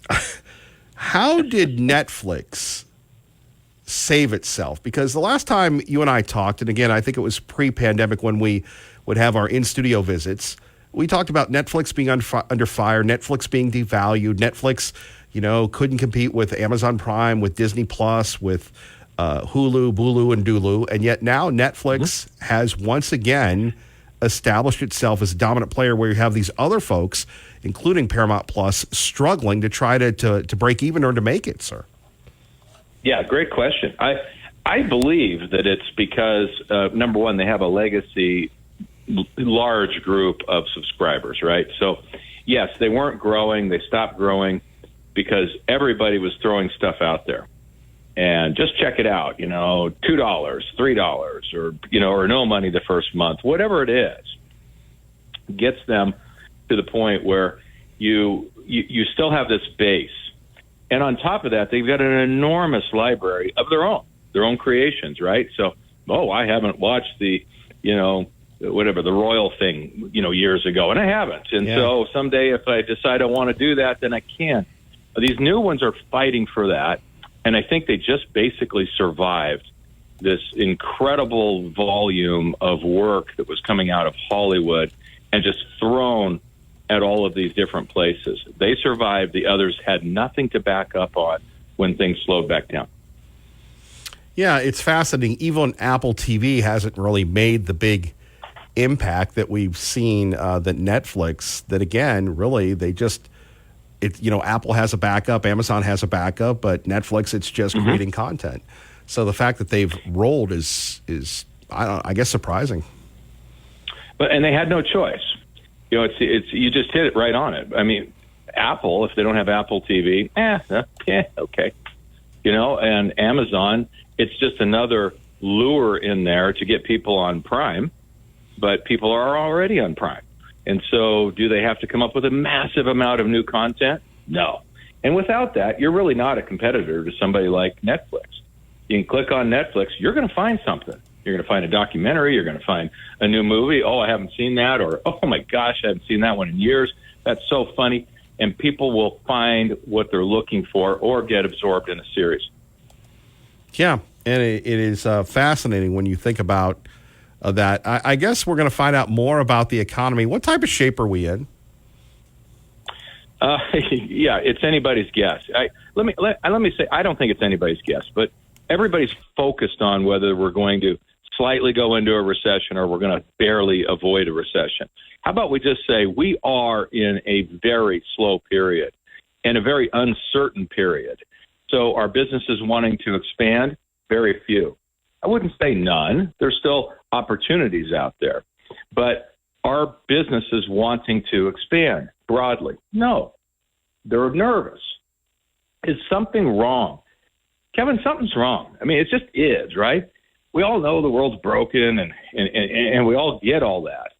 But it's there's so many things that are just broken in the last recent time that we don't know how we're going to come out. I mean, the border has millions of people and obviously hundreds or thousands of terrorists in our country. That's a really big unknown. What's going to happen there? And you throw that on top of everything else, which is what's going to happen with inflation, what's going to happen with interest rates. The job market clearly is slowing down. And what's going to happen with AI? I don't know if you throw that whole weight at it, that people aren't just going to be a little bit nervous about what's going on. So something's going on out there. And we're also seeing, this is why I think we're seeing gold prices go up every single day. People talking about alternatives to owning the U.S. dollar in any form, including stocks, including bonds.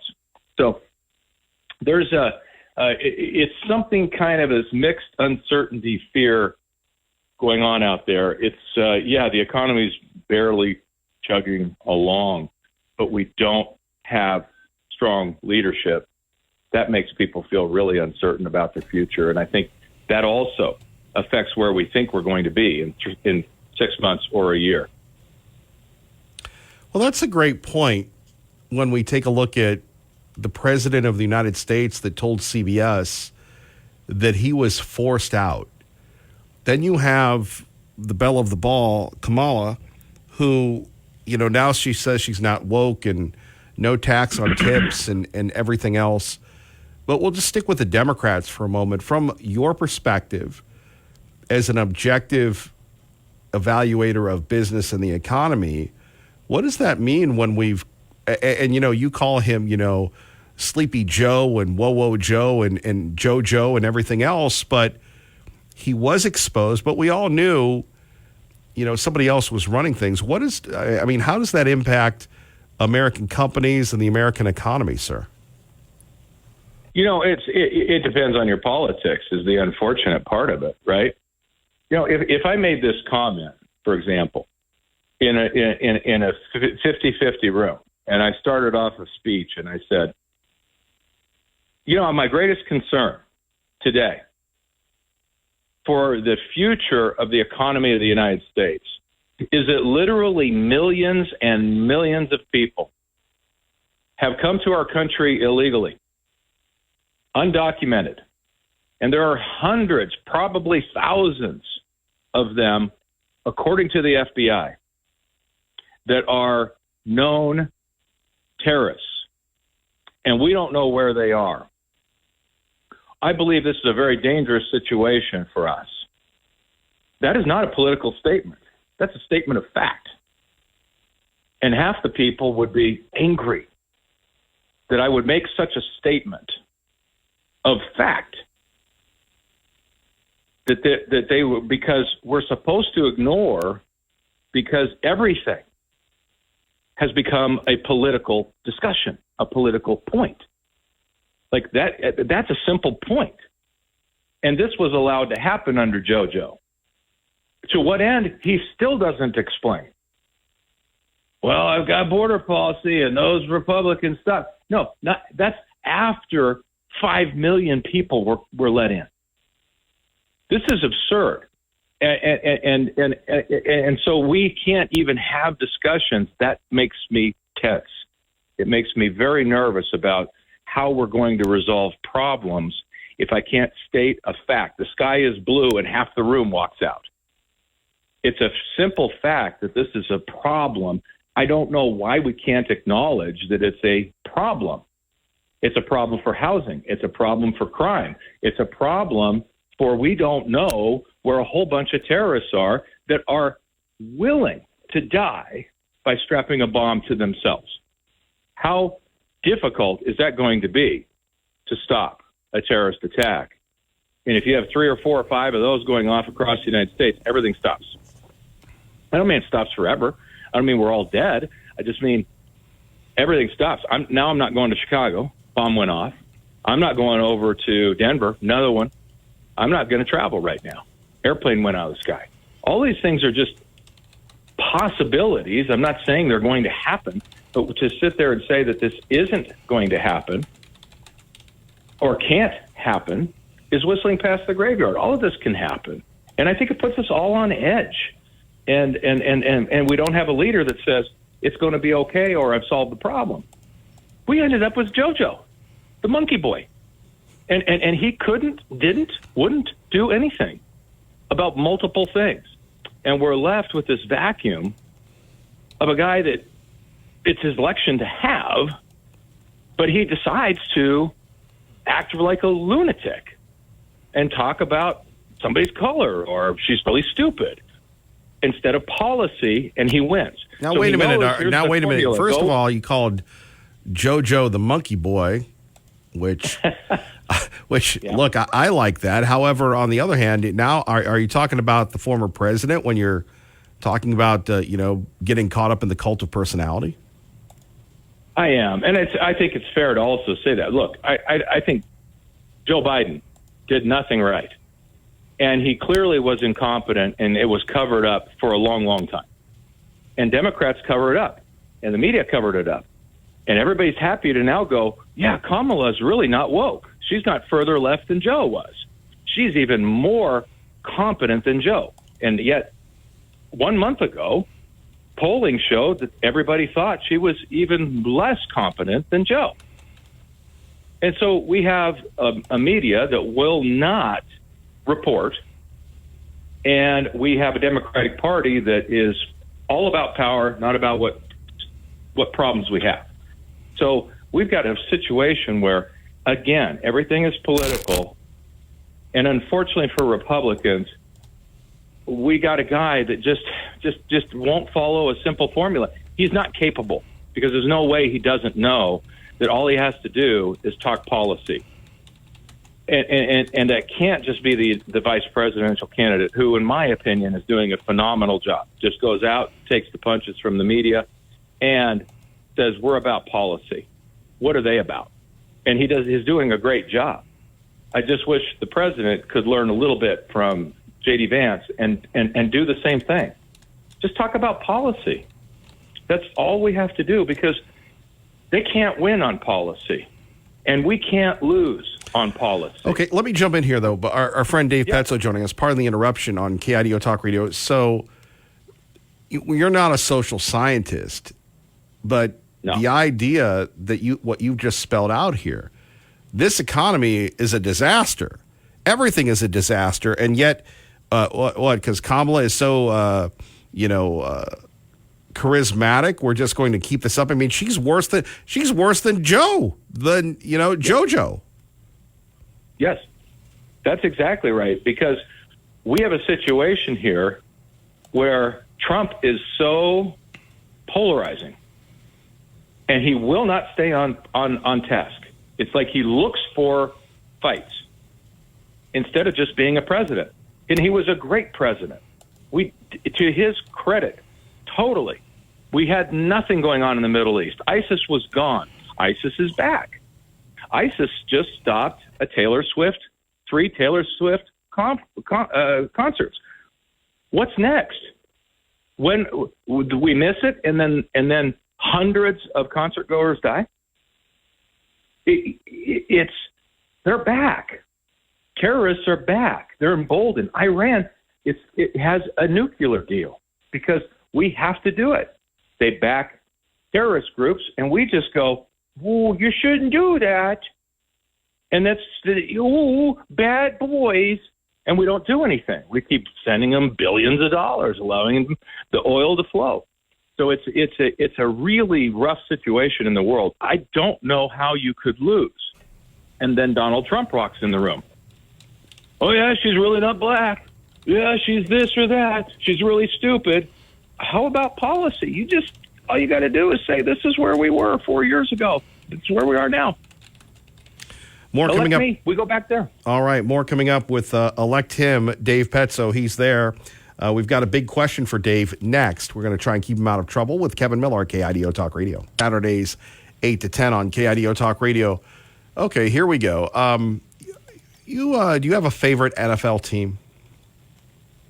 Oh, I'd have to go back to childhood. Minnesota Vikings. Really? Yeah, the Purple People Eaters, man. You'd have to be a diehard person to be a Vikings fan. Who was that? What was that quarterback? Fran Tarkington was your quarterback, right? That's exactly right. But he never could win the Super Bowl. Yeah, like a lot of us, never could win. 3 times to the dance, maybe 4 to the dance, and never walked away with the winner. Speaking of winners, you like money, don't you, Dave? Of course, we all like money. Okay. I'm not gonna do this because this would be unfair. I'm gonna go over the top 10 NFL most valuable franchises. Do you want to take a guess who's number one?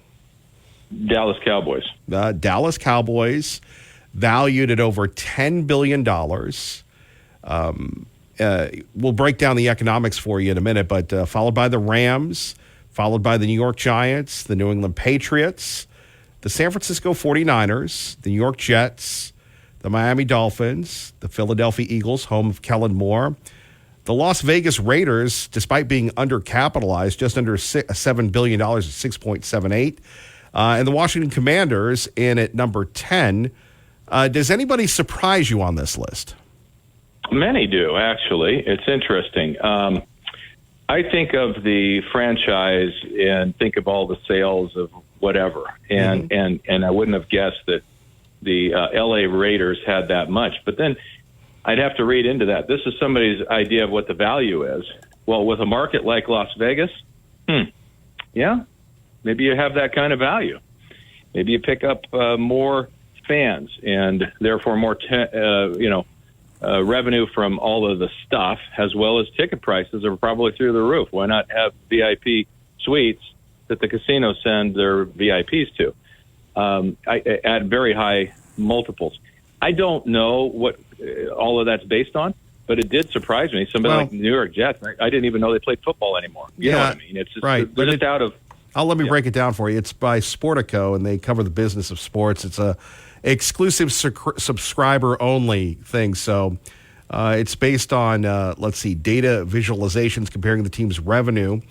You're going to love this one. The least valuable team is the Cincinnati Bengals at $4.71 billion. The Cowboys operate on a different scale than any other NFL team. The franchise generated an estimated revenue of $1.2 billion in 2023, 50% higher than the Los Angeles Rams, number 2, and the highest in the history of sports, a tick ahead of Real Madrid, which is insane. Now, you like return on your investments, Dave Petso, so you're going to love this one. You remember 1989? Was 1989 a good or a bad year for you, brother? For football? For you? Or, no, I'm sorry, for Dave Petso. Me, 89 was great. 89 was great. Yeah. Okay, Petso, 89. We'll remember that. From Sportico, Jerry Jones bought the team in 1989, putting his life savings and then some for $150 million. The team was losing $1 million a month at the time. Jones turned it around and did a lot of innovative things with revenue and marketing, and now you've got the $10 billion franchise. That's a huge ROI. I mean, is there anything in business, I guess, would you say NVIDIA and Starbucks or anything rival that, do you think? Yeah, they would. They would. Stocks do from, when they're exceptional, like an NVIDIA, Apple, from, prior to the iPhone. They probably have done that because it's a 70-fold. So let me quick math. 150. That's still phenomenal. Yeah, it's incredible. Well, and here's something else. Again, my limited delving into economics. Are you familiar with value to revenue multiples? Does that make sense to you? Absolutely, that we do it in business. Yes, absolutely. Okay, so average value for an NBA team, I guess, is $4 billion. Their average revenue is $362, and that's okay. But the average revenue, I guess, but according to the statistic, it seems like the NFL is leading. The average value of an NFL team is just under $6 billion. The return revenue is $641 million at 9.3. I guess that's, and again, this is the Dave Petso world. So it's average value to revenue multiple. And is that the Petso language that most of us will never know, sir? It's language for business. Yes, Yeah. It's really saying how much of a multiple to sales. But really, unless the company is growing very, very quickly, it's really much more important for revenue to earnings, or not revenue to earnings, but the capitalization to earnings. So I'm surprised that it's only 10 times revenue is what these companies are. I'm surprised it's that high. But you know what? Everybody wants to be an owner of an NFL professional sport team. Yeah. So I think the values are higher than they would be in any other business decision. Yeah. Dave Petso, we've kind of been all over, but, we've got a couple minutes left. As Bill O'Reilly would say, what say you? What do you want to focus in on? What should we be looking out for, sir? Yeah, and I hope that my tirade earlier, isn't offending anybody. You're offending a lot of people. I get calls all the time about you. Why does Mr. Petso hate Mr. Trump and all this? I'm like, Dave's a good guy, and I go, Dave's been this way. Yeah, Dave's been this way for quite some time. I mean, it's an opinion show, but pardon the interruption. Please go ahead. No. I just think that I wish our political state was different. And the example I gave on the border, I live by. I think that we have got to have factual, data-based dialogue. And when I look at the markets and I see things, we shouldn't be investing that way. I wish our politics wasn't that way. But when we start seeing the world of economics as, really just how it is politically laid over the top of it, we miss the fact of why markets are at all-time highs. Corporate profits right now are up 11% this quarter from last year. That's a stunningly positive trend. And, of course, revenues are what we're focusing on now. Back to your point, there's different times to do different things, but revenues are trying to get a look at what's going on in the economy. And the economy is clearly slowing. And so rather than focusing on, hey, this company cut back a lot of workers, and so their profits are really high, the market to try to get signals about the economy is really looking at revenue right now. And that's an interesting shift from where we were looking at profits.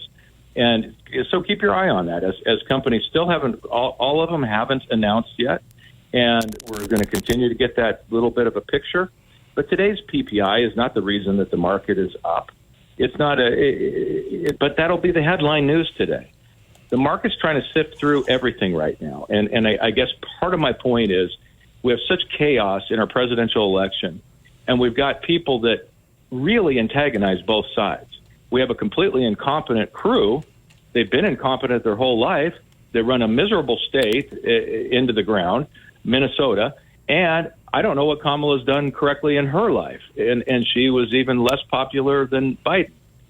But on the other hand, we have a polarizing figure in Donald Trump who has every reason to win by 10 points or going away, and figures out seemingly every day how to lose that, and it's upsetting to a lot of people, me included. He did well 4 years ago. That's all we have to tell people. And if he gets on that message, I do think from a political perspective, we will probably do better. The economy will feel better. It just will feel better. It won't suddenly get better.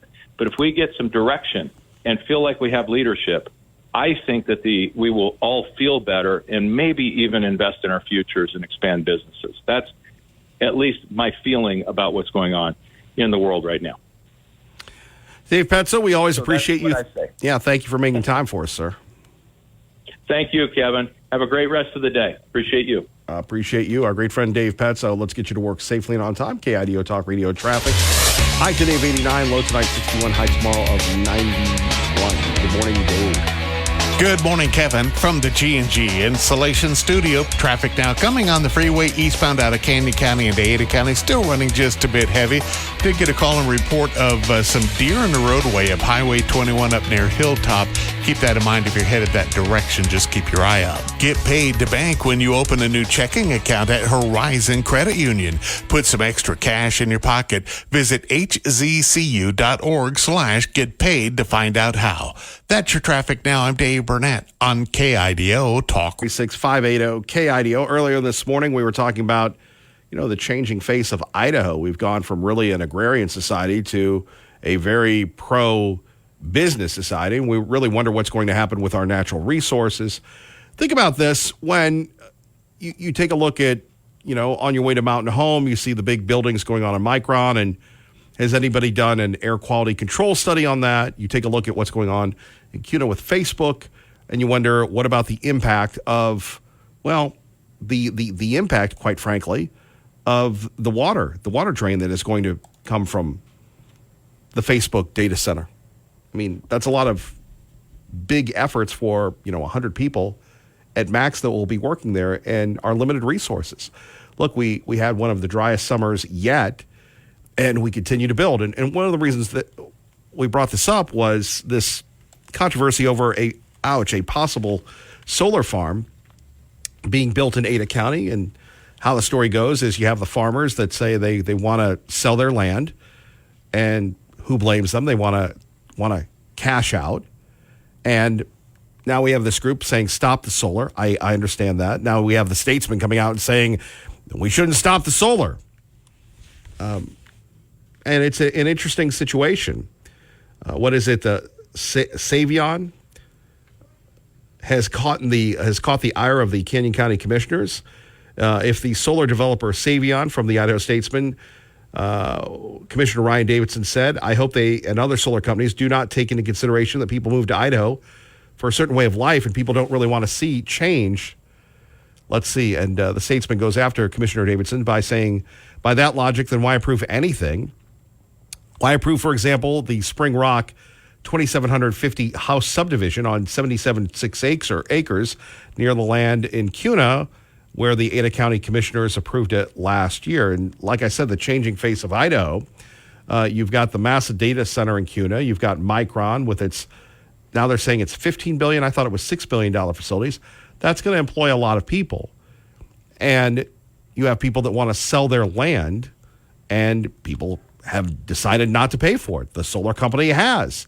So if we're looking at the free market and you go to the highest bidder, then you're going to have a big solar farm.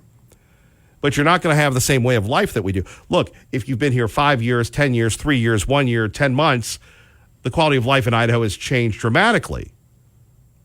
You take a look at the city of Boise, where you have the mayor who now is cheerleading for Kamala Harris. Before she was cheerleading for Joe Biden, before Peter Buttigieg hopefully will get her a job somewhere else. She brings in, she had a failed former, her first police chief was a failed guy that she allowed to resign with a golden parachute. The new guy, he's coming in from where? Tucson? Nothing wrong with outsiders. I'm an outsider. But to me, and I wrote about this, it didn't get a lot of traction, which is sad. But you're telling me that no one in Idaho is qualified to be the chief in Boise? Nobody in Idaho is qualified to be the chief in Boise. Well, why do you have to bring in somebody from the outside?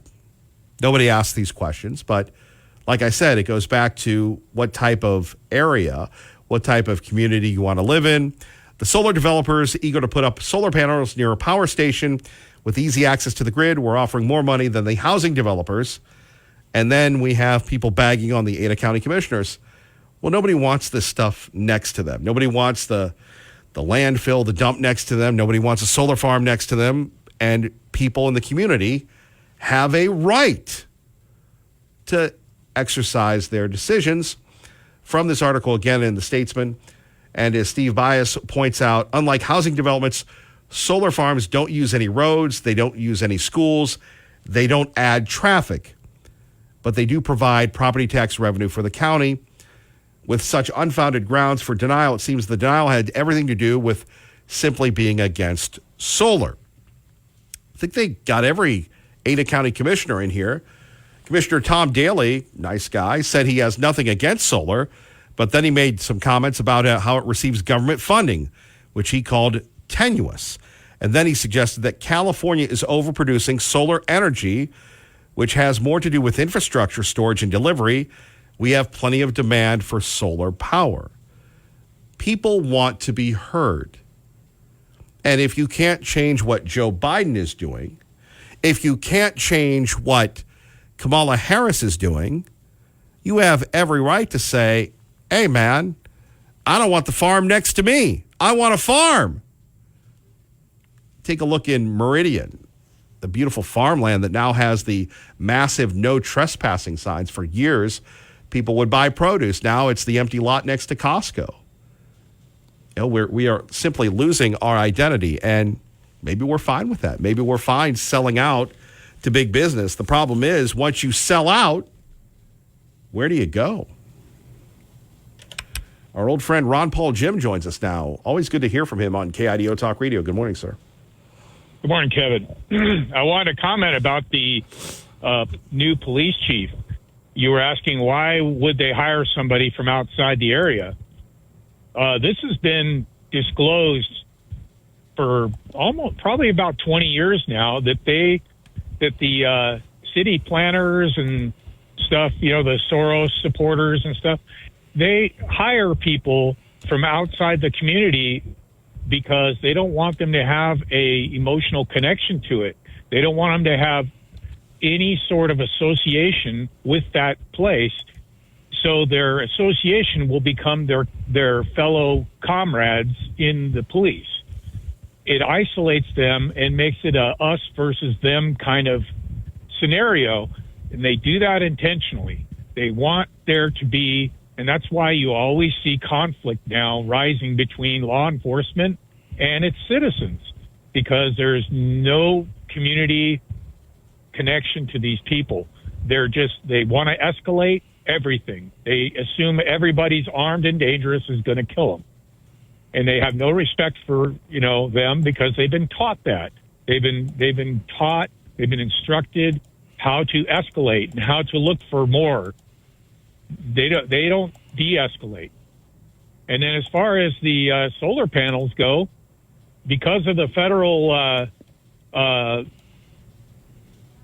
whatever you call it, regulation that allows that tells that the power generated from solar farms, wind farms, have to be basically turning the meter backwards at the retail price that you and I pay. So basically, it's flooding unwanted or unneeded electricity whenever the wind or sun is making it. And then that electricity is charged back at the same price that we're paying for it when we use it. So it actually raises the price of electricity for everybody. The only people making money off of solar and wind farms are the solar and wind farm producers. And they're doing quite well. Well, of course, because we're just paying more for electricity. We're not getting anything out of it. Because, when you produce electricity that's not in demand, but you're still paying for it, the Idaho Power is still having to buy it back. They have to spread that cost of having to buy it back over the retail market. It's a scam. I would agree. Ron Paul Jim, thank you for the call. Darn, he did talk about the police chief in Boise. It reminds me of what they used to do in the old Soviet Union when they would bring in people. They'd have the troops from other parts of the region, so they didn't have any connection. Let's go to Mark, the watchdog of Eagle, with Kevin Miller on KIDO Talk Radio. Hello, Mark. Good morning, sir. Yeah, that was a good call from Ron Paul Jim there. Yeah, as you know, I have a relative, a family member that is involved with solar, and he could probably tell you a lot more about what's going on here with solar in the state here and outside the state. But aside from all that, yeah, it had popped in my mind, Kevin. The wind farm back east. Now that has been, that's been voted down or turned down. The wind farm that Biden wanted to have done out there near Arco. Is that definitely an out of the picture deal, or is that still somewhere in the background that we don't know about? Well, we believe that Mike Simpson defunded that. Oh, well, that's a bit of a shocker.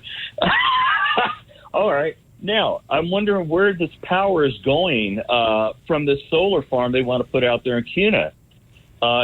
If Ron Paul Jim is right and it goes back in Idaho Power's grid system, I just want to know whether any of this is being shipped out of state to California. By the way, that project is Lava Ridge. For people that were wondering what that was. Yeah, Lava Ridge, yeah. It's out towards that neck of the woods, though, eastern Idaho. Mm-hmm. Thanks for adding that. But where I'm kind of going with this is the thing is, do you remember Channel 7 about a month ago? They had a special on what's going on down there in California with all the suckers that went in and put solar panels and things on not only their homes, but also and I shouldn't say suckers, but putting them on their homes, and also businesses that did this. Well, good old Gavin Newsom came out and admitted they don't have the backup battery storage systems to store the excess. Yeah. So the people that spent all that money to put that stuff on their homes or businesses down there, they're not getting the benefits that they thought they were going to get because of the way the buyback from the power company and how it works down there. It's disgusting. I've got my mother-in-law lives down there in the East Bay, and I can tell you things are so horrendous. They live in a standard, probably 1,800 square foot home in San Ramon, and she's telling me her water bill, she's got a small area in the front of her house there that she has to water.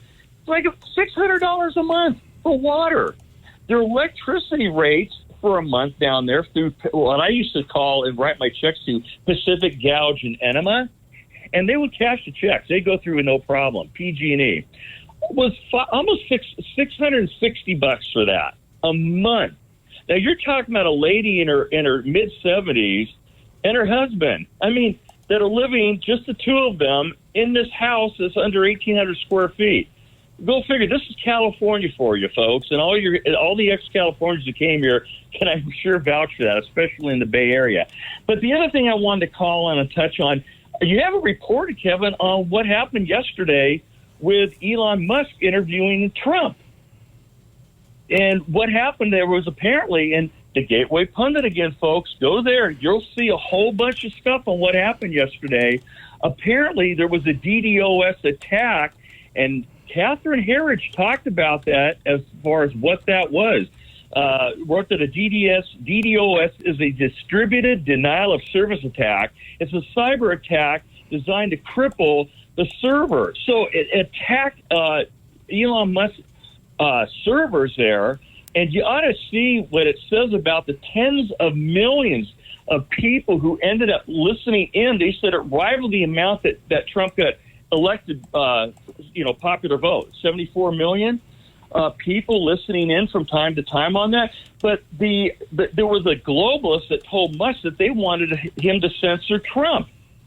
The globalist punks, and Elon Musk basically said they can F off. And that's what he said on one of his tweets back to the European globalists. I was listening to Dave Petso earlier talking about the illegals and the terrorists and stuff. Can't anybody out there? I know Kevin Miller and the KIDO Talk Radio host there. You all listen to them out there, and the people who do listen to this show do have a brain, but it's the other ones that listen that won't call in, who maybe are of the liberal bent, the leftist progressive bent, that just don't realize this is being done intentionally, like over in Europe, to create nothing but chaos. When you have chaos, what do you institute? More tyrannical enforcement of your freedoms. That is what they are perpetrating here. This is what Obama talked about. the great change of America, the changing everything, and doing what the European Union has done to destroy Europe over there. They're doing it here.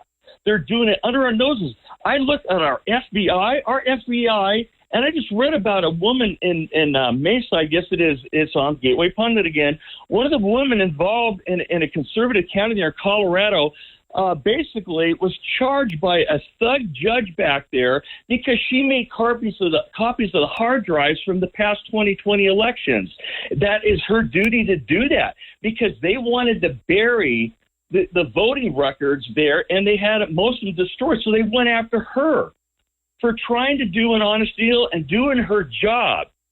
We have been corrupted so deeply in this country from our CIA, FBI, Department of Injustice.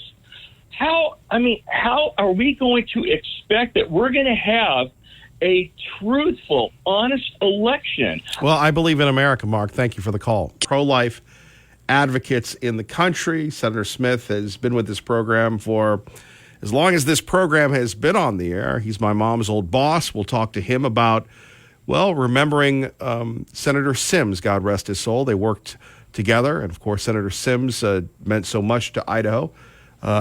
We will talk a little bit about that here on KIDO Talk Radio. Phone number is here, 580-5436, 580-KIDO.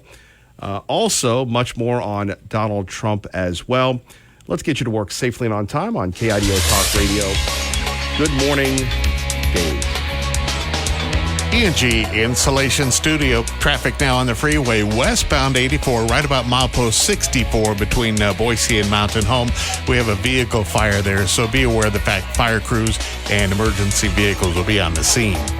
Get paid to bank when you open a new checking account at Horizon Credit Union. Put some extra cash in your pocket. Visit hzcu.org/getpaid to find out how. That's your traffic now. I'm Dave Burnett on KIDO Talk Radio. Appreciate that, Dave. Don't forget Clay and Buck today. They'll have Glenn Beck on, which is going to be huge. Of course, you can catch Clay and Buck at 10, and then it's Sean Hannity, followed by Lars Larson. More and more people tuning in, calling into Lars live from 4 to 7. And then we will have Glenn Beck. And I don't know if Clay and Buck are going to be on Glenn Beck, but I do know that Glenn Beck will be on with Clay and Buck. So it's going to be a day of shows everywhere on KIDO Talk Radio. But we're here today till 10, obviously caring about our community, doing our very best. If you missed our interview with Elizabeth from Camp Rainbow Gold, you can catch it on the podcast wherever you get your podcast. Just simply type in Kevin Miller Show. It's been a while since we've had our friend Senator Bob Smith joining us today. Senator, how you been? Pretty good, Kevin. How about you? Boy, can you believe we've been doing this for almost 30 years, brother? You were our first big get years ago. Yeah, it's been a long time. A lot of water under the bridge. Let me tell you, I don't think I've ever seen or never expected to see anything like the political climate we have right now. No, I totally would agree with you on that. You know, your former employee, otherwise known as my mom, Pat Miller, said, she's always talking about the senator. And she goes, you need to get the senator on. I always call you the senator. She calls you Bob. But she said, you need to get the senator on to talk about Steve Sims and the relationship that you all had while you both were in Congress, sir. Yeah. Before I get to that, I would just say it took me 30 years to finally get your mom to call me Bob, but she does now. We are beyond the employee-employer relationship now. We're just friends, and that's good. But I finally got her convinced. And, yeah. I know you have some VIPs out there from the East, including your mom and some other guy. Yeah, some guy. Called your dad. Yeah. But they were very excited about coming out to see you. So, yeah, I'm glad that I did have the opportunity to comment about Steve Sims because I have a lot to say, really, and I know that your listeners were certainly thought a lot of him, and he spoke all the time about the people of Idaho and how much he enjoyed representing them. Our paths crossed. We only served together for a couple of years, as it turned out. I came to the Senate in 1990, and Steve left in 93. But he was, when I came in, I was most of the Western conservatives like Sims and Malcolm Wallop and others of that era were kind of standoffish to some guy from the Northeast. There's here's another Northeastern Republican, kind of a little bit too liberal. But after they found out and watched my voting record and watched me operate, they realized I was not the traditional New England liberal for sure. I was a hard conservative just like they were. And what really impressed me, and feel free to interrupt for a question, I don't want to monopolize all the time, but what really impressed me about Steve Sims was he, I came in, I'd been in the House for 6 years. He had been in the House as well. But, you kind of take your time to make friends. Who am I going to hang out with? And he was always very receptive to talking about how things were going. And he I don't want to say he took me under his wing, but he certainly inspired me, very much so. He was one of those, quiet, kind of unassuming guys, but a dedicated, strong conservative. When he said something, you listened. But the big thing that I hope that, and I'm pretty sure that your listeners and all of his constituents understood, was Steve came in the Reagan Revolution like I did. And these were the times when everybody was making fun of the so-called Star Wars missile defense, instead of SDI, which is really what it was, Strategic Defense Initiative. And he was a leader, along with myself and Malcolm Wallop and several other senators, to try to push that program. And I was on the Armed Forces Committee, and we were able to, really mobilize support for that against people who were really opposed to it, including the current president of the United States, Joe Biden. He called it Reagan's folly and made fun of it, said it was stupid, all kinds of words. And now, were it not for missile defense, look at what's going on in the Middle East. He's now dependent upon those missiles, not only to preserve Israel, but also to maybe at some point to preserve the United States of America, with the so-called, cap or Iron Dome. So he was a leader in that, and I mean a leader, and we had a hard time, and Bill Clinton and so many others of the time were against it. And they really pushed hard to knock it down and to make fun of it. So we owe a lot to Steve Sims, and not only just the constituents of Idaho, but the constituents of America. How was Congress different then than it is today, sir? Well, of course, I left in 2003, Kevin. So, I don't know. Since I don't serve there now, I can go by what I read and what I see. The hate, I don't want to say hate, but maybe there is some hate, but the absolute acrimony, just for the pure sake of acrimony. I mean, I remember Nancy Pelosi tearing up President Trump's speech, in front of a joint session. That was uncalled for. That kind of stuff. I mean, Steve was like I was. You could argue with Ted Kennedy on the floor, and then you sit down and have a beer and forget it. I mean, when they're entitled to their opinion. And frankly, I respected people, even Ted Kennedy, who you knew what he believed. He didn't hide it like we got now with somebody, Harris, running around the country refusing to talk and changing their positions and adopting Trump positions and not meeting with the media. I mean, that's what's different. I mean, Reagan would sit down with Tip O'Neill and they'd have a drink and laugh and make fun of each other privately, but they didn't take it out of the political realm. You know what I mean? They left it. Everybody understood the political realm and what had to be said. I think that's the difference. I mean, I just see hardcore hate for Trump that seems to just spill over into politics in general. And Mary Jo and I had my wife Mary Jo and I had the opportunity to meet with President Trump for a half hour privately. It was wonderful. I won't go through how it had all happened, but it worked out through a mutual friend.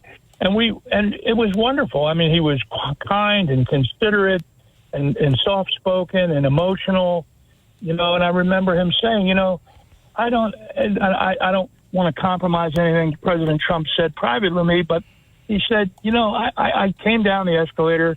I wanted to make America, well, I don't want to use the term make America great again, but I wanted to help America. I wanted to bring us back to our constitutional roots, and bring back our sovereignty and do these things.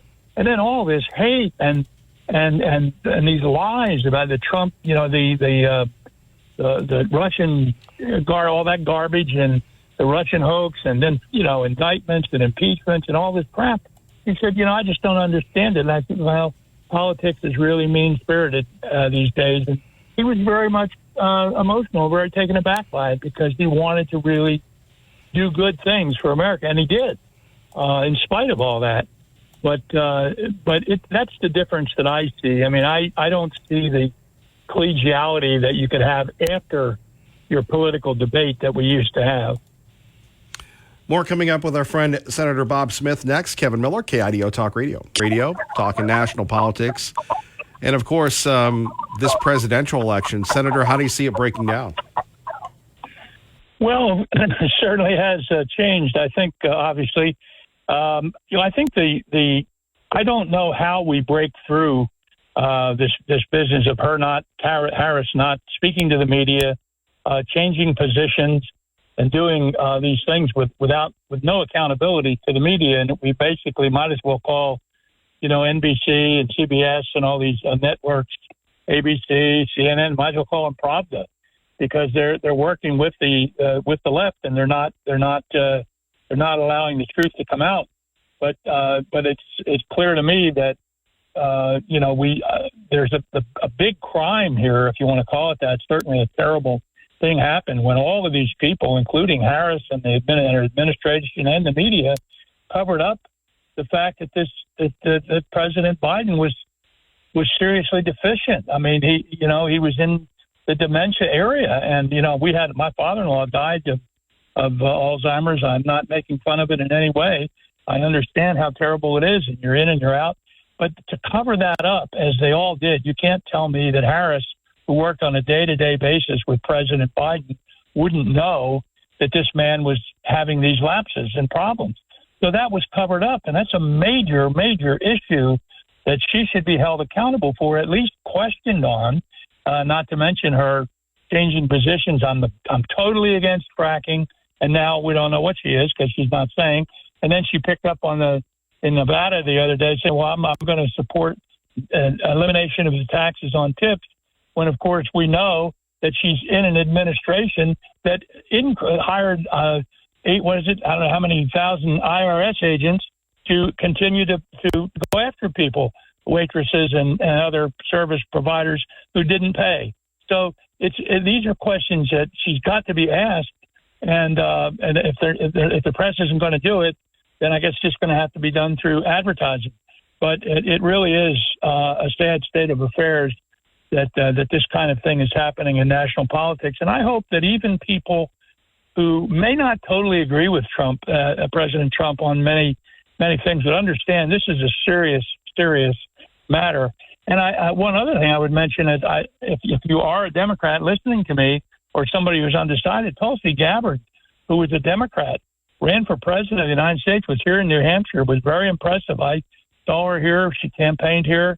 A very impressive person. I didn't agree with her on everything, but she was very impressive. And then we now find that by her own admission on TV the other day, she said that she's being pursued by the government now as a danger on the terrorist watch list, with these agents riding with her on airplanes and searching her from head to toe and going through all of her luggage. Here's a former congresswoman, a person who served her country in Iraq, a military officer in the reserves, to be treated like that. I mean, this is dangerous stuff.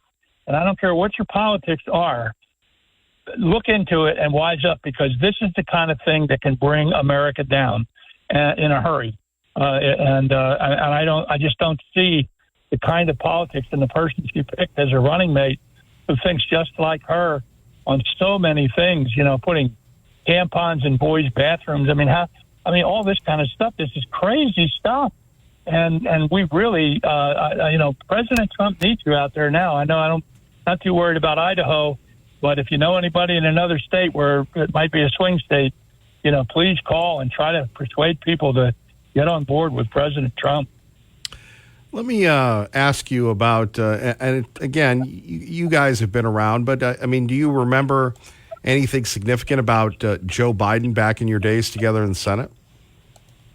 I do, Kevin, and it's very hard for me to say because one of the things that I pretty much made a commitment to, people always, you didn't, but you haven't, but I mean, people will say to me, well, who was the biggest, SOB in the Senate, or who did you dislike, or who did you even like? I didn't mind the question about who you liked the most, but who did you dislike, and what do you know, any dirt on somebody, and that kind of thing. But I can honestly say that Joe Biden was not respected in the Senate. I would remember many occasions riding the elevator up to a vote, and there'd be 2 or 3 Democrats on the elevator, and they'd, Biden's up there speaking to, oh my God, we're going to have to listen to a half hour of nonsense and stuff. He was not respected. He was considered very, I don't know, he just was not considered a serious person. But, that's then. But now he's gone. He's off the radar as far as a candidate is concerned, but he's still supposedly running the country, which I don't think he's doing. But I think the fact that he went from at least being a person who was able to function, who wasn't mentally deficient, to what he is now is a major crime, if you will, if certainly not an embarrassment to the country that should be exposed. And the fact that the media would unite, with the Democrats and the left to hide this is really beyond comprehension. But the biggest thing that I remember, and I alluded to it when I was talking about Steve Sims, about Biden, was his absolute animosity and dislike for military, against missile defense and any new technology that had to do with our military. Because I served on the Armed Services Committee. I was the chairman of the Acquisition and Technology Committee, where we looked at these new programs like SDI, and we had to fund it. You don't have these programs. You don't have the Iron Dome today without guys like Steve Sims funding it 20, 30 years ago. And Biden was opposed to all that, very outspoken, very much so, mocking Reagan, calling him stupid and all this kind of stuff. And so he was wrong. I can't remember who it was, a former Secretary of Defense or someone said that he was wrong on everything when it came to foreign policy, and he was. But he is the issue to this extent now that he's dropped out. He's the issue because Paris was part of the administration. You can't run away from the fact that they did this to the American people. You can't run away from the policies, the open borders that allow immigrants to pour in here by the millions, including terrorists, and this is going to affect our country down the road, years to come. So that's what I'm concerned about, and that's what I hope will be exposed in this campaign, and I hope the American people can put aside any personal animosity they might have for President Trump and look at what's at stake here. This is very, very scary, and I've been at this business a long time. I first started running in 1978, and I've been I've followed presidential campaigns, and I've served the Senate and the House. I've been involved in a lot of very tough issues over the years, including 2 wars in the Gulf, big Supreme Court nominations like Clarence Thomas and others. And this is a huge, huge problem for America. And we've got to wake up. Pat Buchanan used to write about this all the time, about, our America's days coming to an end. And if they do come to an end, it's going to be because of the people inside, not a foreign aggressor. It's going to come from people making serious mistakes, errors in judgment. And I hope that we can wake up to this. Our great friend, Senator Bob Smith, with us here. Kevin Mellon in the morning, KIDO Talk Radio. What do you make of the deep state? I mean, we take a look at the assassination attempt on the former president, the Secret Service breaking into the beauty salon.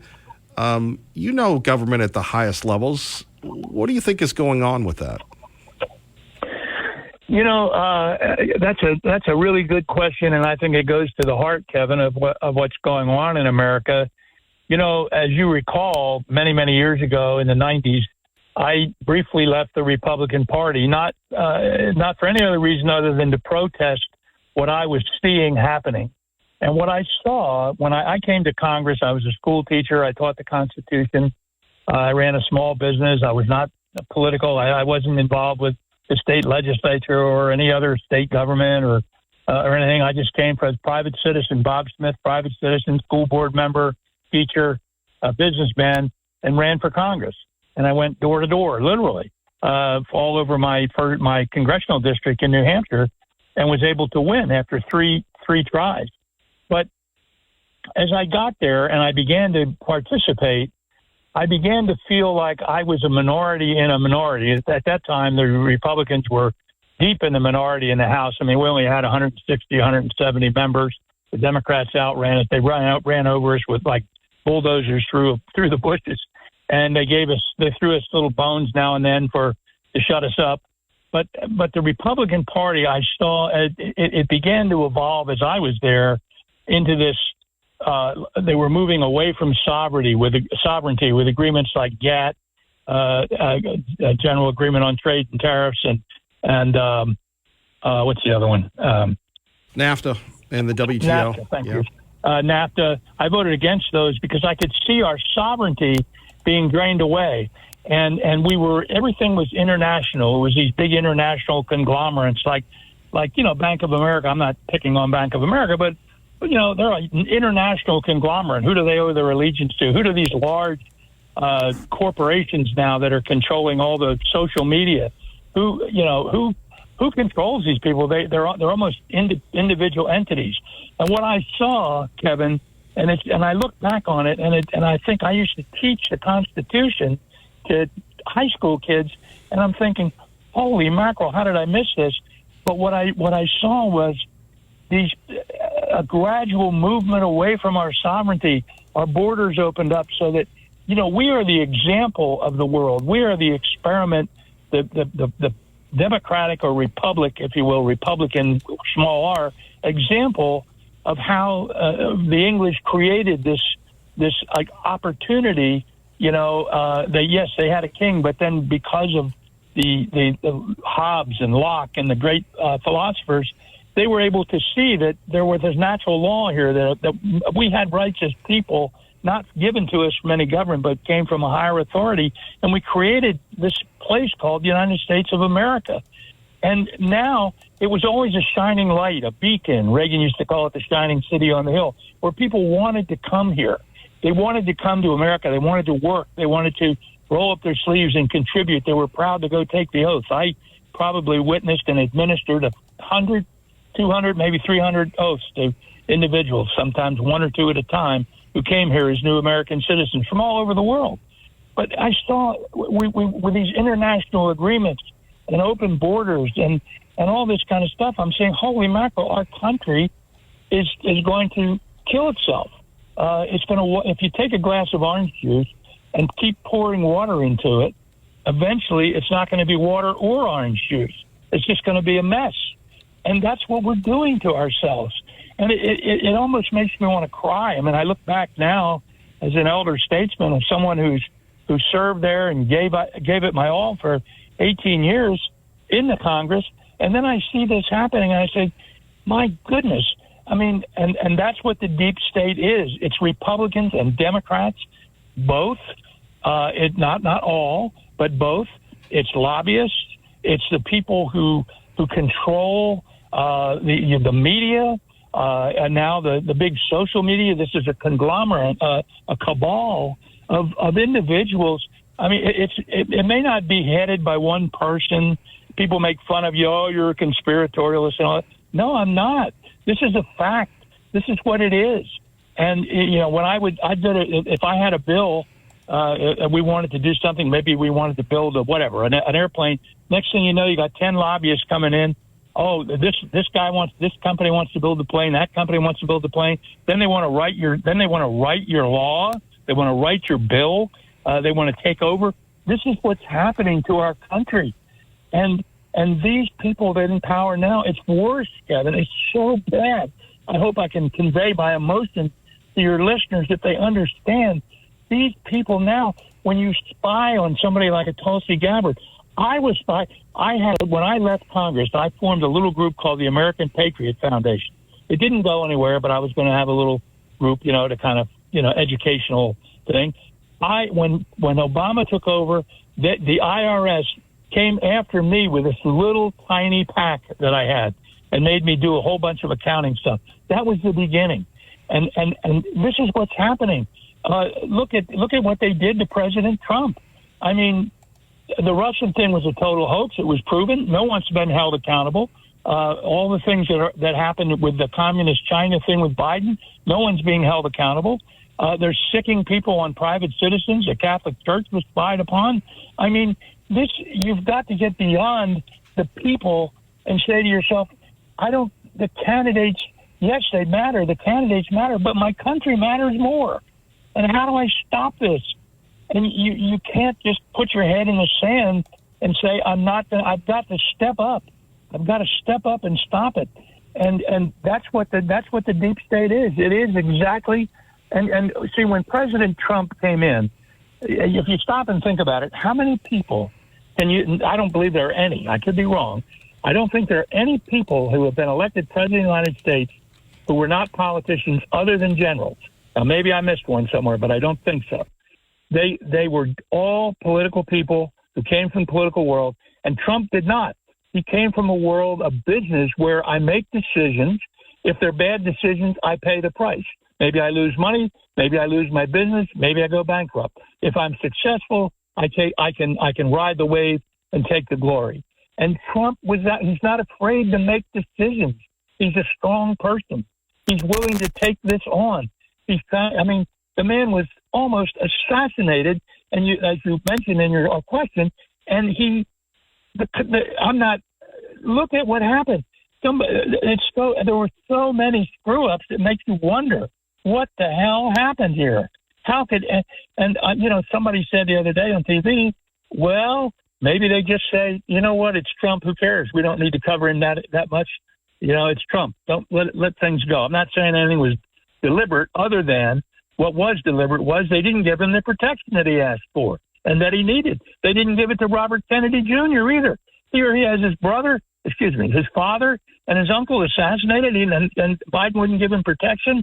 This is serious business, and we need to wake up or it's going to be too late. And I'll tell you, and this is, I don't know how long you want to go, but I want to say one more thing. The Constitution, I used to tell my kids, it's only a piece of paper. It's what we put behind it that makes it the great document that it is. The fact that we believe in it, that we support it, that we respect it, that we don't compromise it, that we don't rip it up. And that's what's happening when you have your own government spying on you. When you people like Tulsi Gabbard and Catholic parishioners or Right to Life people, whoever they are, I don't care which side of the aisle they're on. This is dangerous business. In our country, if somebody decides down the road in a government that's way to the left, well, we don't need this Constitution anymore. Let's hold a constitutional convention and let's rip it up and let's start all over again. I mean, don't think this can't happen. Don't think it can't happen. And that's where we are in this world. And it is the deep state, and it's almost impossible to defeat because of the media who are so powerful. Now, Elon Musk is a breath of fresh air. We need more people with his integrity. He's not an arch conservative, but he's an honest man who believes that we should have an honest media. And we need people like that, more people like that, to get involved. Well, Senator, we need to have you back. We appreciate the passion. It's been a while. We so appreciate you joining us. Yeah, thank you, Kevin. I appreciate the opportunity, and I am passionate about this, and I know that Steve Sims, were he here right now, would feel the same way. And in honor of him, if nothing else, let's move forward. I know Idaho. I believe the citizens of Idaho have got it right, but I wish I could say that about some of the other states. But let's just hope and say our prayers and pray for Trump and hope everything goes well in November. We both come a long way from Nashua. Yes, we have. Yes, we have. If I could tell you real quick, 10 seconds, I always remember the story when we were driving through North Carolina and we heard you on the radio from Iraq and your mother didn't know. And I turned to my wife and I said, what are we going to tell Pat? I said, I'm not telling Pat anything. Let Kevin tell Pat when he gets home. Yeah. She didn't know you went. I know. I was so thankful you didn't bust me on that one, Senator Smith. Thank you. I wouldn't do that. Well, you've done a lot with your voice. Your voice is, and I've heard about you from others. When I was in the Congress, I would hear your congressmen and your senators were always talking about you. That's the truth. So you do a lot, and it's appreciated. Well, I appreciate you giving me an opportunity back in the day, sir. You take care. Okay. Have a good one, Kevin. Okay, you too, sir. Our great friend, Senator Bob Smith. We'll take your calls next. Kevin Miller. Don't forget our friends at Beacon Plumbing. Stop freaking. Call Beacon. KIDO Talk Radio app. Let's go to Tea Party Bob, who joins us now. The belle of the ball on KIDO Talk Radio. You know, Mr. Miller, I could listen to that gentleman for hours. Oh, Senator he is Smith. So right on about the stuff he's talking about. I hope you'll bring him back again if you can. I only wish we had more politicians like him in Idaho. Maybe you can get him to move here. Anyway, I wanted to chat a little bit about what you were talking about earlier about the solar farms. And I just want to kind of ad-lib this today.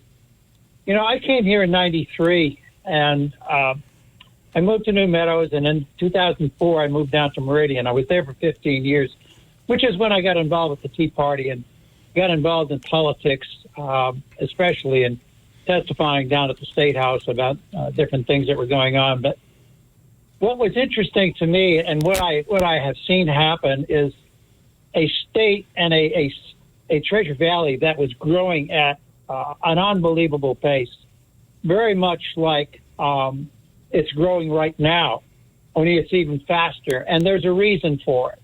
And I've said this before. The reason is they keep bringing bigger and bigger businesses into Idaho. And while it's good for the economy, it's not good for the people because the infrastructure never keeps up with it. The businesses never pay for the cost of the infrastructure that's needed to supply them with the people they need to run these places. You know, our state, for the most part, has been a place of small businesses that have thrived here for many years. But that all changed with the advent of IACI around 2000. And you know, this group became a very powerful lobby. They pushed government to incentivize big businesses to move here, enticing them with all kinds of tax breaks. And basically, they were giving the businesses our tax money. And we were the ones who were going to, and still do suffer, because they never planned for any of the infrastructure or how they were going to pay for it. And the real cause of this is the real cause of the congestion we're currently dealing with. You know, Idaho had for many years been a small business community. And by most measures, it still is small business. That still makes up 53.6% of the workforce. And businesses with fewer than 20 employees make up 97% of small businesses. So Idaho's tax incentives have gone almost 100% for bringing in big business here, and small businesses have been completely ignored. So at the same time, we as a state have become so dependent on the federal government for money to help pay our bills that 40% of our budget is now paid by them. Don't think for a minute that this is free money, because Idaho has been paying them by giving them more influence in our government decisions. So, and as I have said many times, the federal government, they're not giving us the money for free. They're getting something back for it.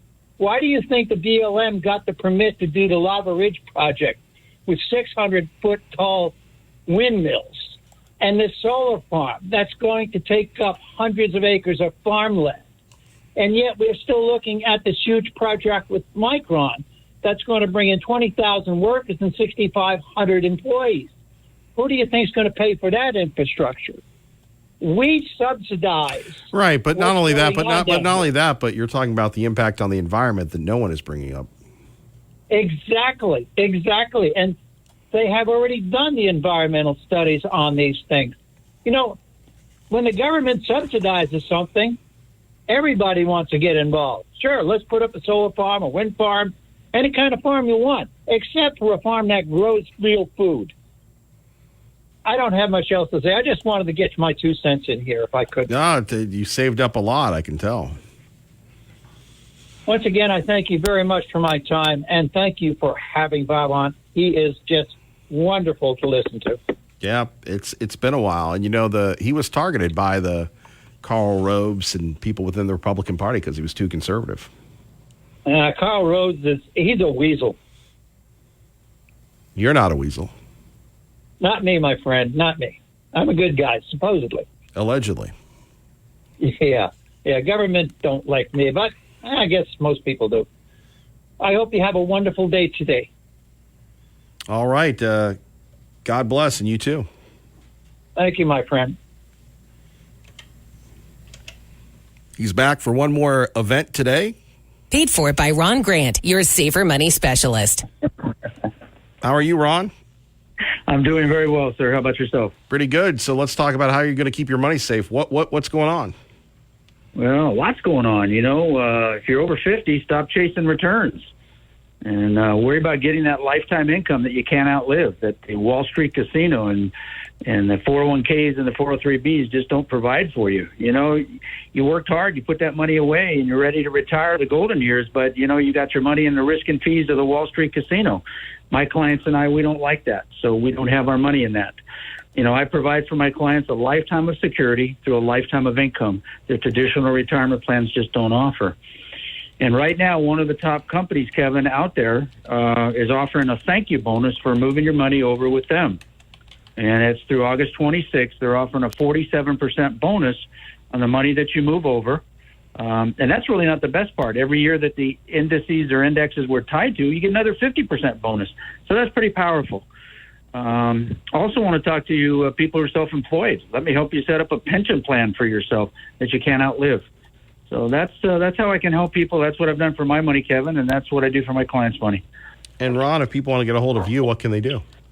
Well, I've got a great educational website. I think has got some nice information on it. There's articles there. There's videos there. There's a book they can download, 10 Things to Know About Retirement Income. And they can email me from the site if they'd like. It's safermoneyspecialist.com. And then they can always call me. Let's have a conversation right here in Treasure Valley, 208-660-1372. And let's keep your money safe, not in the Wall Street casino where you can lose it. We appreciate that, Ron. Thank you. Thank you, buddy. Have a wonderful day. Paid for by Ron Grant, your safer money specialist. Here at 580-5436, 580-KIDO. We always like to keep you up to date on the latest information. And, of course, we are starting the Camilla Watch. When will she meet with the media? When will she answer the big questions? And when will the media not be in the tank for her? Makes you wonder, right? Want a debate. Kamala Harris is he's accepted former 3. prosecutor. He She is said yes to September 4th, September 10th, September 17th. He said yes to a lot of them. So it's not that he's obviously afraid to debate. No. So no. He had agreed to September 10th. Well, on ABC. With Biden, who got pushed out. What's the difference? Why should he not debate whoever the candidate is on September 10th as he agreed to? What is the difference between candidate Biden and candidate it's fine. Harris? He said he would do it. I'm just saying he's also agreed to other debates. You said he hasn't agreed to others. He has. It's the Kamala Harris campaign that hasn't agreed on the other side. There we have it. Representative Dan Goldman getting smacked by Brett Baer saying, look, he's accepted debates and she is ducking the Donald. She is ducking the Donald. Makes you wonder. It makes you wonder, indeed, who is actually running the big show. Speaking of which, if you missed any of our conversations today, you can always go to the podcast section of the website.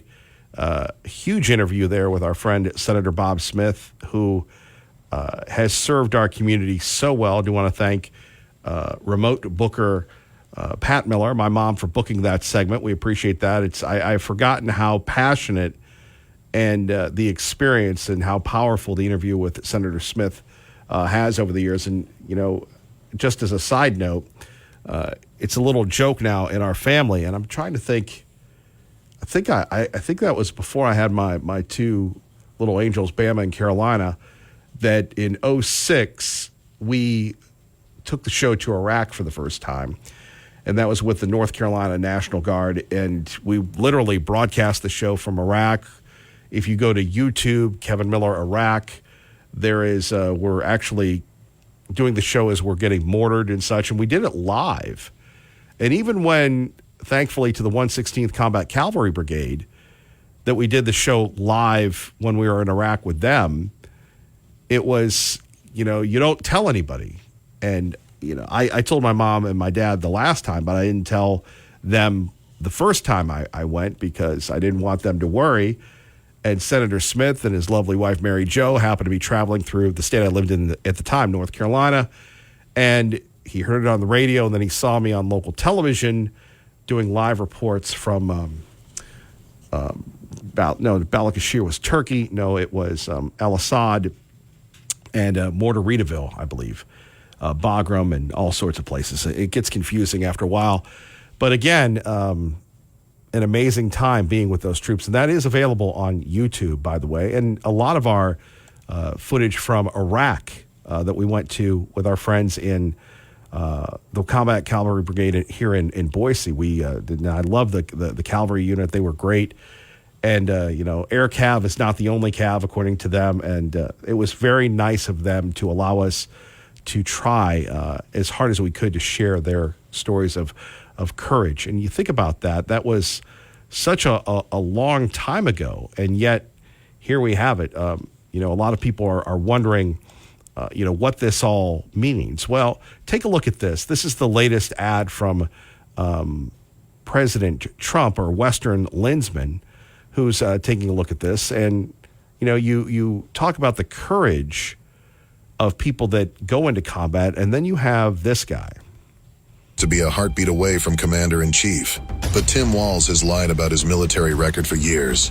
He's used the rank that he never achieved in order to advance his political career. Walz lied repeatedly about his rank. Retired Command Sergeant Major. Retired Command Sergeant Major. Command Sergeant Major. Retired Command Sergeant Major. Walz lied about being in combat. Can make sure that those weapons of war that I carried in war. Walz dodged deployment by retiring when he knew his National Guard unit was going to Iraq. Everybody knew they were going to train and go to Iraq. The warning order basically stated it, and too much later after he knew it, that's when he retired. Walz disparaged Minnesota National Guard soldiers. Mayor said I request the National Guard. We're going to have massively trained troops. No, you're going to have 19-year-olds who are cooks. That same Minnesota National Guard that he disparaged, unlike Walz, served heroically in Iraq and Afghanistan. Tim Walz is not fit to be anywhere near the office of Commander-in-Chief. There we have it. By the way, those ads are going to be running. He's a disaster. Thank you to Sweet William for letting us know when we were. We were at Joint Base Balad in Iraq. For those of you that have been there, also nicknamed Mortaridaville, and at Camp Anaconda. It was part Air Force, part Army. And it was just, again, the people that volunteered to go, the people that volunteered to fight, that faced unprecedented dangers, and their courage is, second to none. And then we have a guy, and look, there's nothing wrong with your unit being deployed. And unlike the junior enlisted folks or the people that keep their word, you decide to peace out. But don't sit back and brag and talk about the weapons of war and talk about how you have PTSD because you decided to be an opportunistic politician and run for Congress. It's one thing to serve. It's another thing to lie about your service.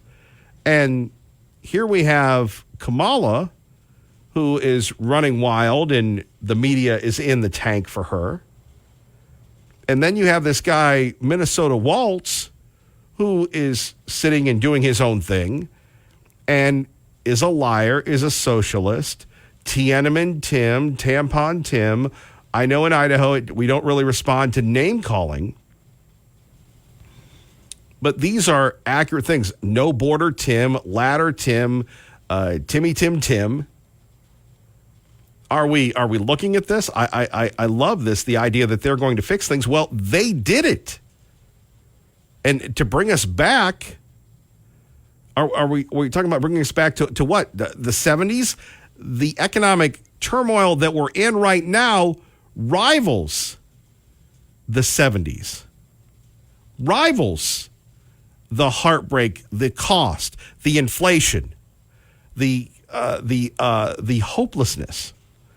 And just like in the 70s, unfortunately now we have hostages.